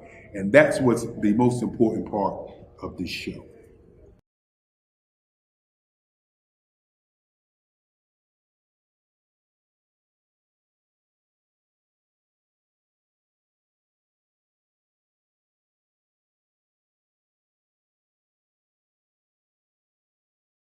Ladies and gentlemen, and fellow professionals, please allow me to introduce myself. I am David Jones, the co-founder and CEO of the Hello LLC, where I am passionately dedicated to guiding individuals and businesses toward their own return on time investment. Time is my only competition. With over 20 years of experience as a corporate C-level executive, I bring a wealth of knowledge and expertise to the Hello LLC. My career journey has been marked by a relentless pursuit of excellence in marketing, strategy, and business management leadership. I have had the privilege of working with renowned Fortune 500 companies such as Xerox, American Airlines, Hilton, and Geico. However, what truly drives me is the transformational work we do at the Hello LLC. We are pioneering a new approach to business in the metaverse, where we empower businesses and individuals to build strong foundations, automate their processes and systems, while thriving in the ever-evolving digital landscape. More than just a 3D digital marketing agency, the Hello LLC is truly a community built on love, kindness, and integrity. We want more for you than from you. As I often say, collaboration is the new competition. In an era where time is the most precious commodity, I am here to guide you toward your own return on time investment, because if time was sold in stores, it would be sold out. With a deep commitment to excellence and a strong belief in the power of community, I don't just lead a company, I lead a movement into the future of business. Ladies and gentlemen, it is both an honor and a pleasure to be your guide on this remarkable journey. I am David Jones, and together, we will embrace a future marked by success, collaboration, and the transformative work we do at the Hello LLC. Hello stands for helping everyone live life optimally. So, let's make that pivot together and start living life optimally today. The Black Business Network and Black Business Olympics are essential platforms for Black business owners globally. They provide the tools and support you need to succeed in today's competitive marketplace. Join us today as we collaborate together with businesses from around the world to support our children, students, and young future entrepreneurs, Black businesses and corporations. We raise funds for students going to college and young entrepreneurs who are aspiring to be business owners, and we invite you to be a contributor today. Visit the website www.blackbusinessexpousa.com to connect with and learn more about how the Black Business Network and Black Business Olympics can help you not only share your amazing business story to businesses, but also serve future generations. Hello, my name is David Jones, CEO and co-founder of the Hello LLC, where we help businesses build a culture, brand an experience, and leverage technology to pivot into Web3. Join the Black Business Network streaming live into Roku, Metaverse, STEM City, Black Multiverse Enterprises, Hulu, YouTube, iHeartRadio, Apple, Facebook, LinkedIn, Spotify, Twitch, and Google Podcasts. Tune in, turn on, and let's thrive.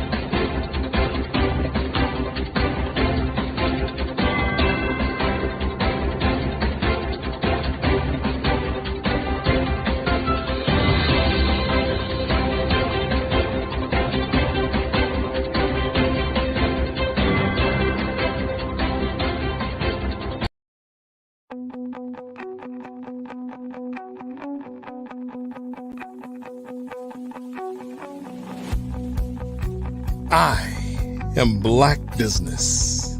From the moment I wake until the time I sleep.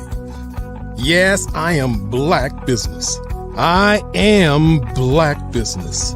Tell me, are you Black Business? I am Black Business. Do you support Black businesses? Listen, I support Black business because I am Black Business. Black Business Expo, one of the largest business showcases in the history of Black business in the world. The world!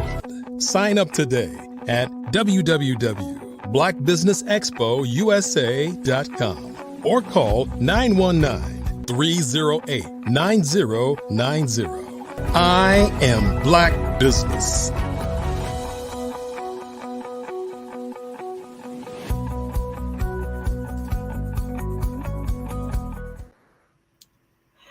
Good afternoon, business owners, entrepreneurs, thought leaders, and corporations. Welcome to the Black Business Network. My name is Andrea Adams, and I am your business moderator for this afternoon on the Black Business Network. The Black Business Network is a 24-hour business network showcasing Black businesses, business owners, entrepreneurs, and thought leaders worldwide.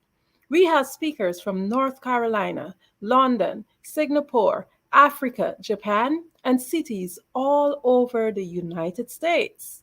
The Black Business Network is a global community sharing its business knowledge to empower, inspire, and educate businesses about business.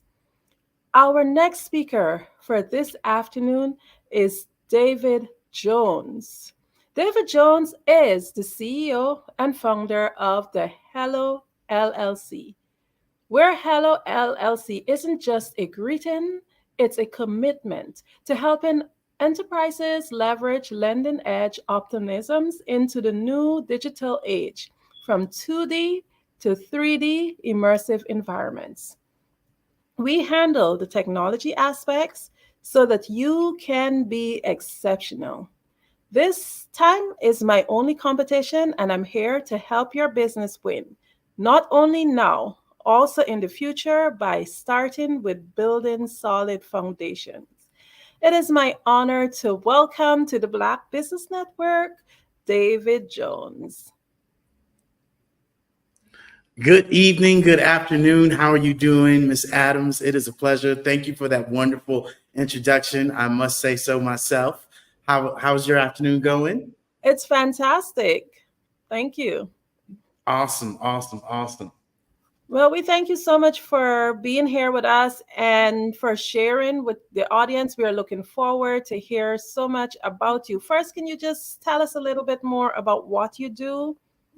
Absolutely. So, what I do is I help, businesses with their time, getting their time back. And more importantly, helping businesses utilize AI and this Web3 to be able to pivot them into the future. And now more than ever, times are changing, things are changing, and people have to be able to understand that, this new technology that is coming forward is something that we are all going to have to do. And really be able to move forward to, especially as they say that the AI is going to provide, a boost in our economy by global economy growth by 13 trillion dollars by 2030, and it's going to provide 800 million new jobs by 2030 as well. So, what we do is really are able to help people see what's happening and really pivot them into the future as, we are continuing to see more changes happen throughout the industry, and that's small to medium to enterprise businesses as well.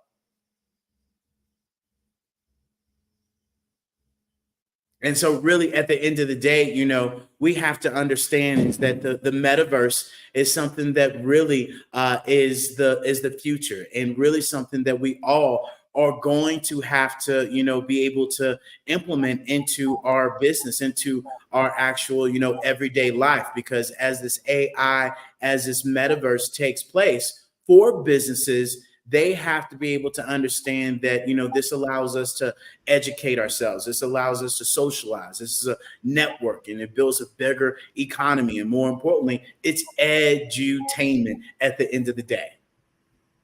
Amazing. Oh, well, thank you so much. So I just wanted to highlight today, we're just talking, today's focus has really been about Black businesses and the culture. So we just believe here at the Black Business Network that it's important for us to really and truly have a solid network, a solid community, because community is very much so important. Community is actually the foundation of anything that that has the opportunity to grow and to expand and to excel. And not only without community, we would not be able to develop what we call a culture, because culture is what really and truly identifies us. It identifies us as a people. It's actually like a foundation that gives us a solid place as to what we are, who we are, and true meaning to who we are as people. So, can you tell us a little bit about Hello LLC? What was the, I guess, what was the brainchild behind it? What caused you to come up with Hello LLC? Yeah, absolutely. Hello actually established almost 7 years ago now. And it was when we decided, or I decided, to really take the shift and being able to get out of the corporate world and say, you know what? Instead of me building, somebody else's dream and traveling all over the world, 500 flights in 4 years, let me take on this entrepreneurship on for myself. And really with the expertise that I had from a C level, from being a VP and leading up to 200 people, at one time, it was a shift. And it was really about when I took that mindset shift, and we had one of our mentors that would say, hello. And just in a plain fashion, when we were having this concept brewed up of, how we were going to start our business, I said that, and it was like, hold on, that's actually kind of catchy. And then we put the acronym behind it, which was helping everyone live life optimally. Because this is when we initially started out, as we share with anybody, you never know the transition of life, because we started out, being introduced to network marketing, and network marketing, everybody has this thing about it. And they say, it's a pyramid scheme. And I'm here to tell you, it's not. Your job is the pyramid scheme. And more importantly, what it helped us understand was that there were people out there that wanted more in life. And there were people that saw that they could do more and accomplish more. And then it really transitioned into us finding out ways that we could utilize AI and this Web3 in our business. And now we're able to extend that and show our passion in helping other people. And really now that's where it's evolved and pivoted to, helping entrepreneurs, helping enterprises leverage leading edge optimizations by helping people make that pivot as we made it as well. And so that was really the birth of Hello LLC. And it's been absolutely amazing to see and to hear all the amazing stories of people that we've helped. Oh, wow. I am just curious to learn even more, and I'm sure our listening audience is too. And I just wanted to just go back a little bit on the network marketing. Yes, I am a network marketer myself. I'm actually currently active in two different marketing groups, and I indeed understand the beauty of it, and a lot of people are very much so scared of it. So like us humans, it's just natural for us to fear stuff, especially when we don't understand it and we listen to other people's beliefs instead of learning for ourselves and breaking those paradigms. So, my next question, it brings me to my next question is what exactly is the common myth about the metaverse?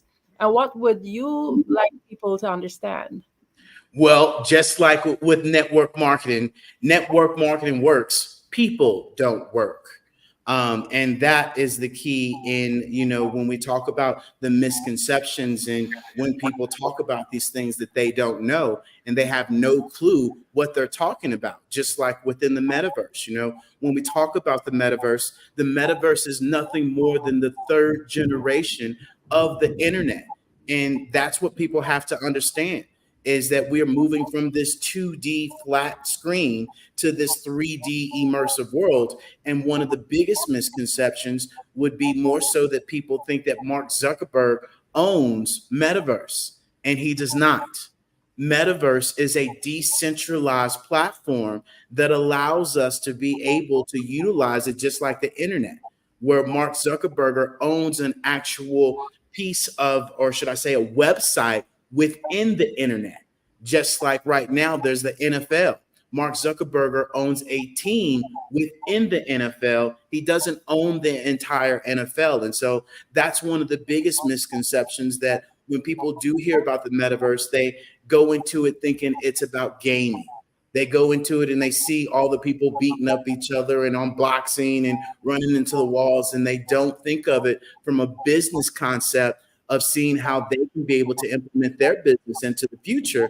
And that's really what we help people make that transition and make that pivot. Amazing. It's just so mind blowing that we allow our beliefs to stop us from taking that next step forward.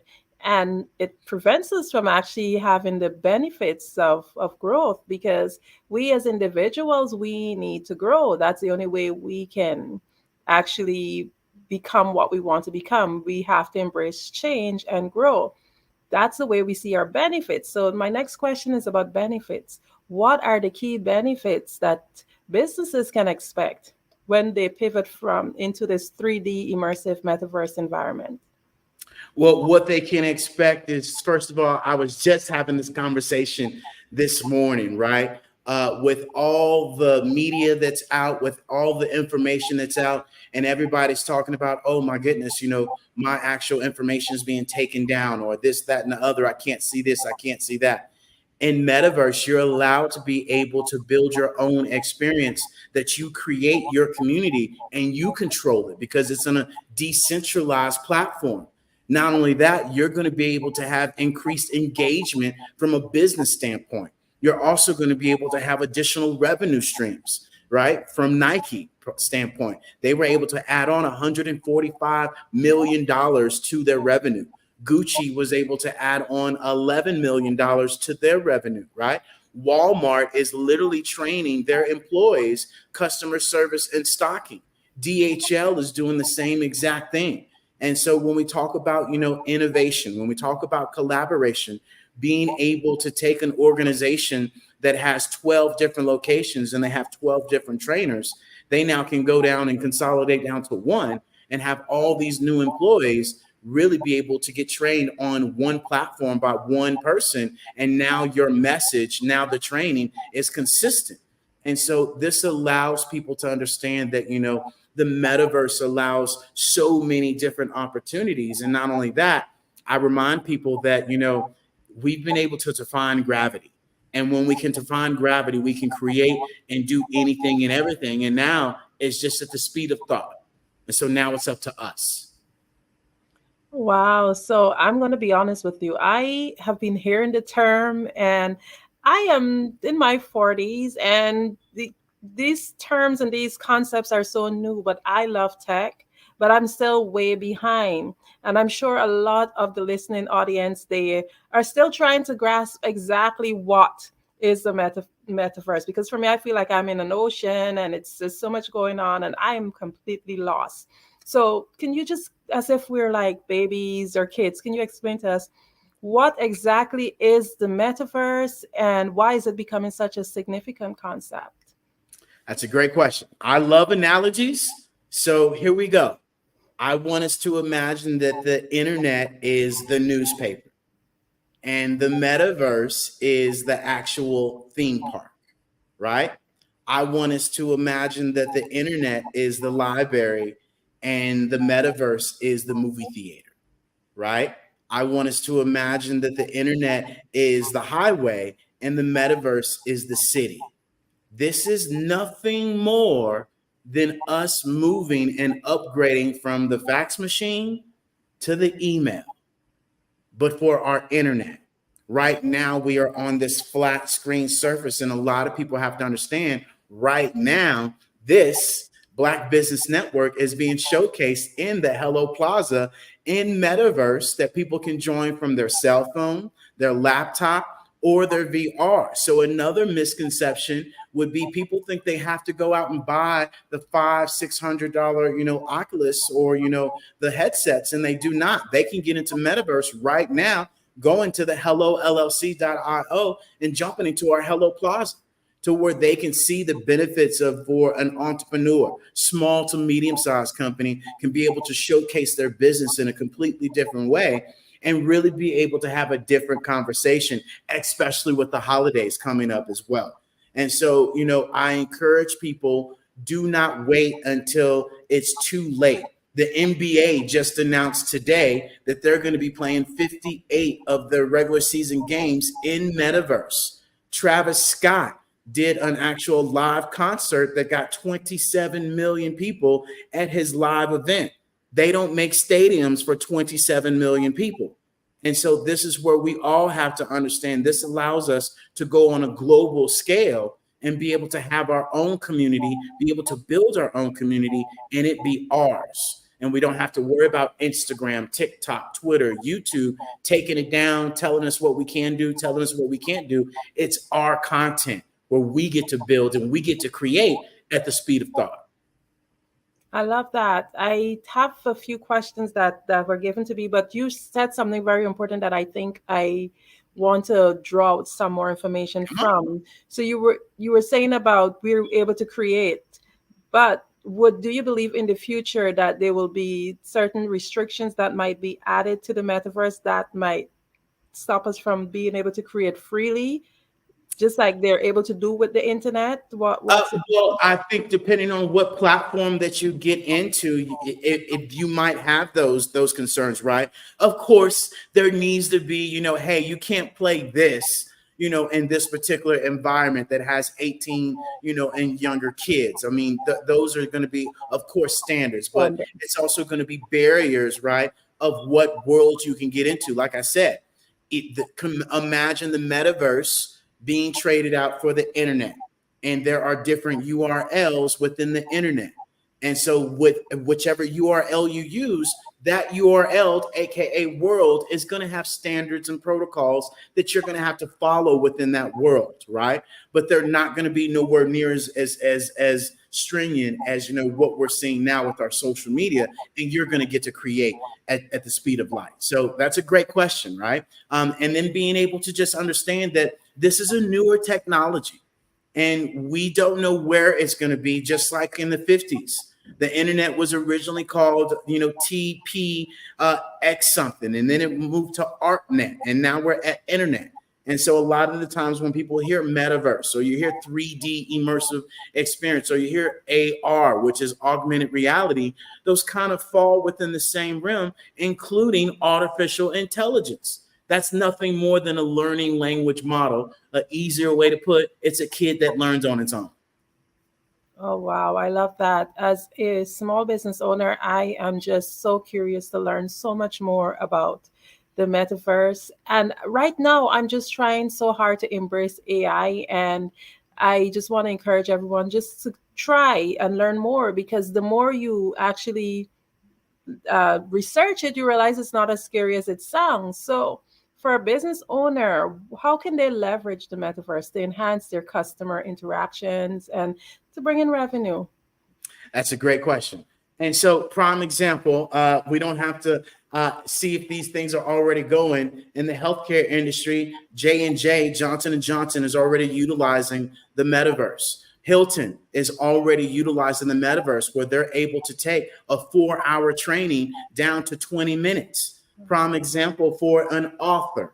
An author can be able to showcase their books in metaverse, where instead of them saying, hey, meet me at this location, at this Barnes and Noble or this convention center, I'm going to have my actual, launch in metaverse. And for a small to medium-sized company, I encourage you, if you're utilizing Zoom, you're going to be moving to metaverse. Why not be able to meet your client in a 3D immersive environment? You don't have to worry about them putting their face on. They can show up in their avatar. You don't have to worry about what's the code, what's this, that, and the other. You get to bring them into a 3D immersive experience. Not only that, for a health coach can be able to train their clients now in metaverse now throughout the world. And so I think this is something that we all have to also understand, is that we can utilize AI to translate the English language over to, Arabic, over to Asian. We now can take our message and translate it utilizing AI. So the metaverse gives us a global reach. And at the end of the day, I remind people this: we are all looking for a way to duplicate ourselves. And this is what Warren Buffett said: you need to find a way to duplicate yourself and make money while you sleep. And that is exactly what the metaverse allows us to do. Prime example, I myself, we have our Hello Plaza Mall that allows people to go and learn more about our Biz in a Box, to go learn more about our Hello Electric, to go learn more about our Hello Wellness, to go learn about our Hello Enterprise. And I'm on this right now with you, and my business is running as if I was there. And so this is where we as entrepreneurs want to be able to duplicate ourselves. And the metaverse allows us to do exactly that, utilizing this technology that we're currently already doing for people right now.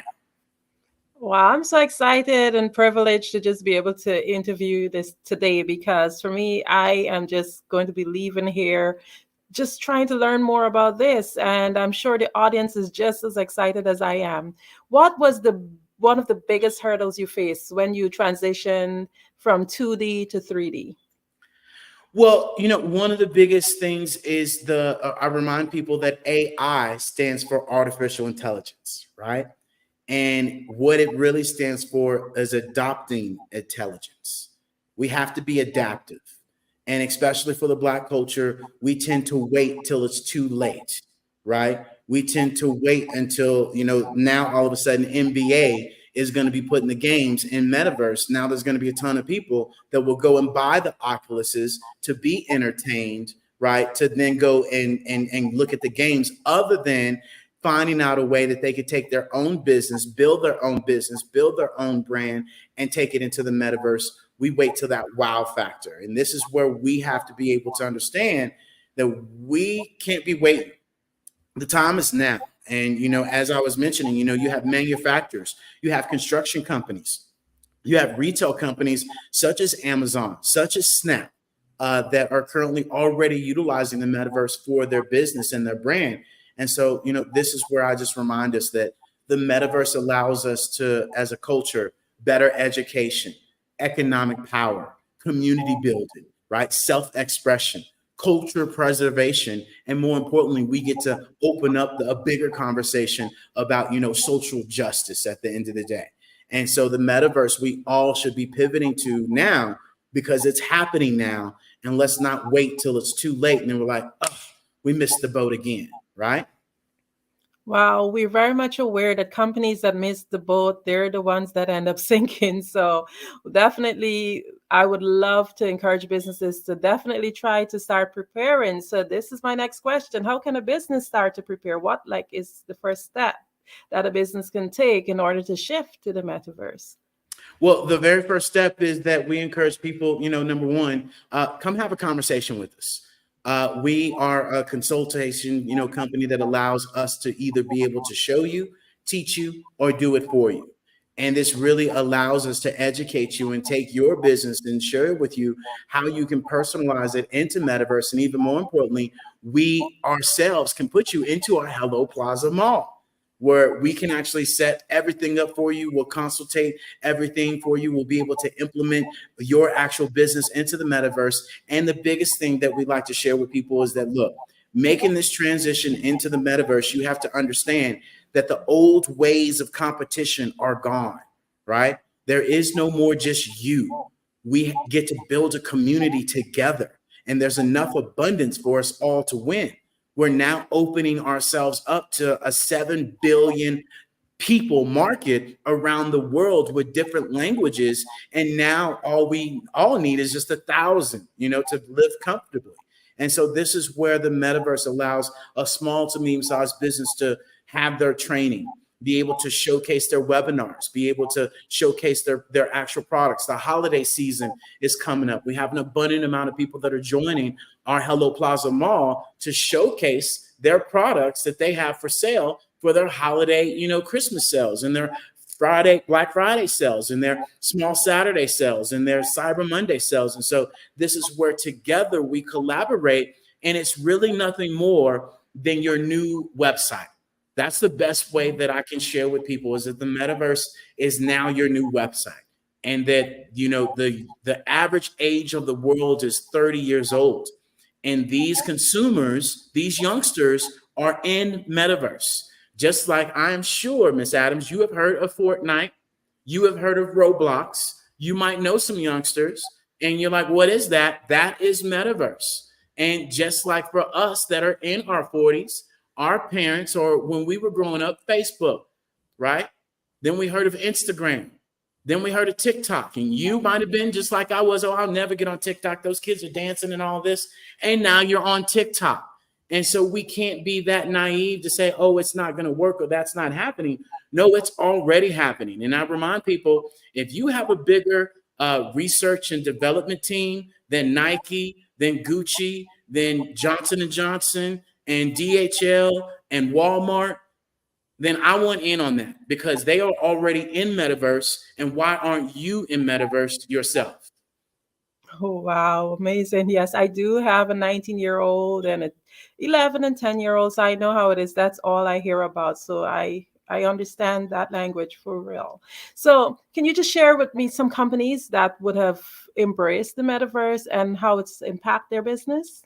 Yeah, absolutely. So prime example, you have Walmart right now that is teaching their employees how to, stock, how to do customer service. You have, the Hilton company that I mentioned earlier. And then you have, a lot of these companies that are, or should I say not companies, but individuals that are such as podcasters. Podcasters are now able to say, hey, instead of joining me on YouTube, come and join me, in my metaverse world, where you can listen to my podcast live, and I give you a completely different 3D immersive experience, right?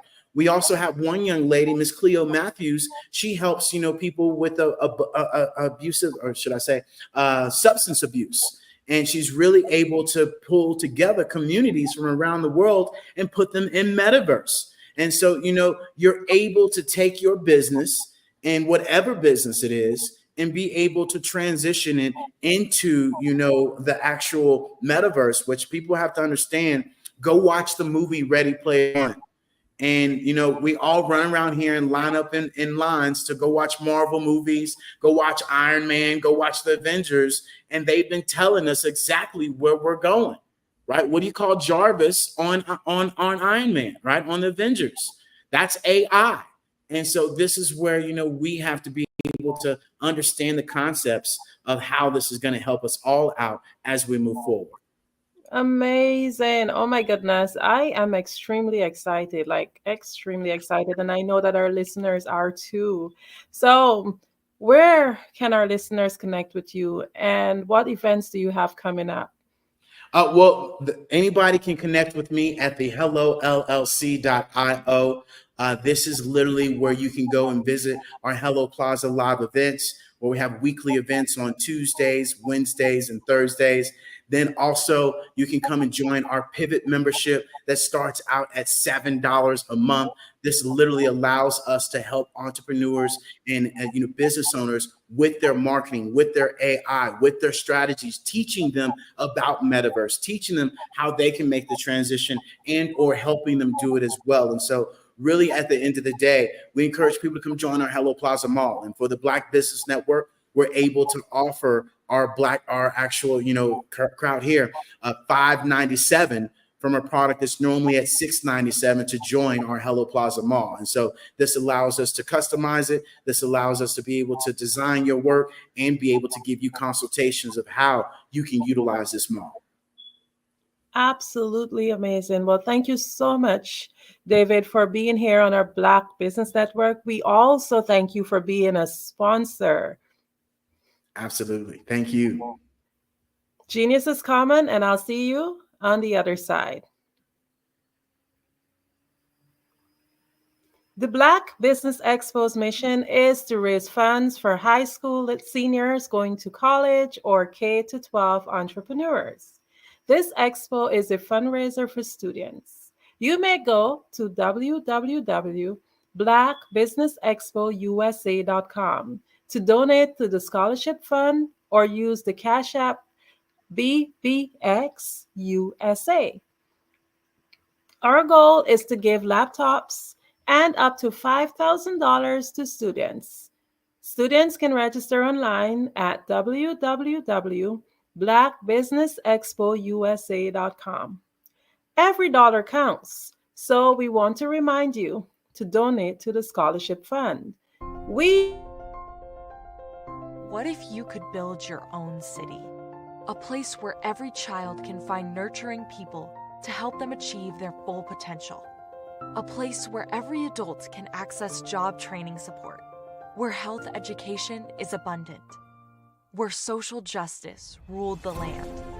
A place without limitations. Welcome. You have arrived at STEM City USA. It is what every city should be. A safe and trusted community where you find people and resources to help you become everything you are and beyond. STEM City is unlike anything you have ever experienced.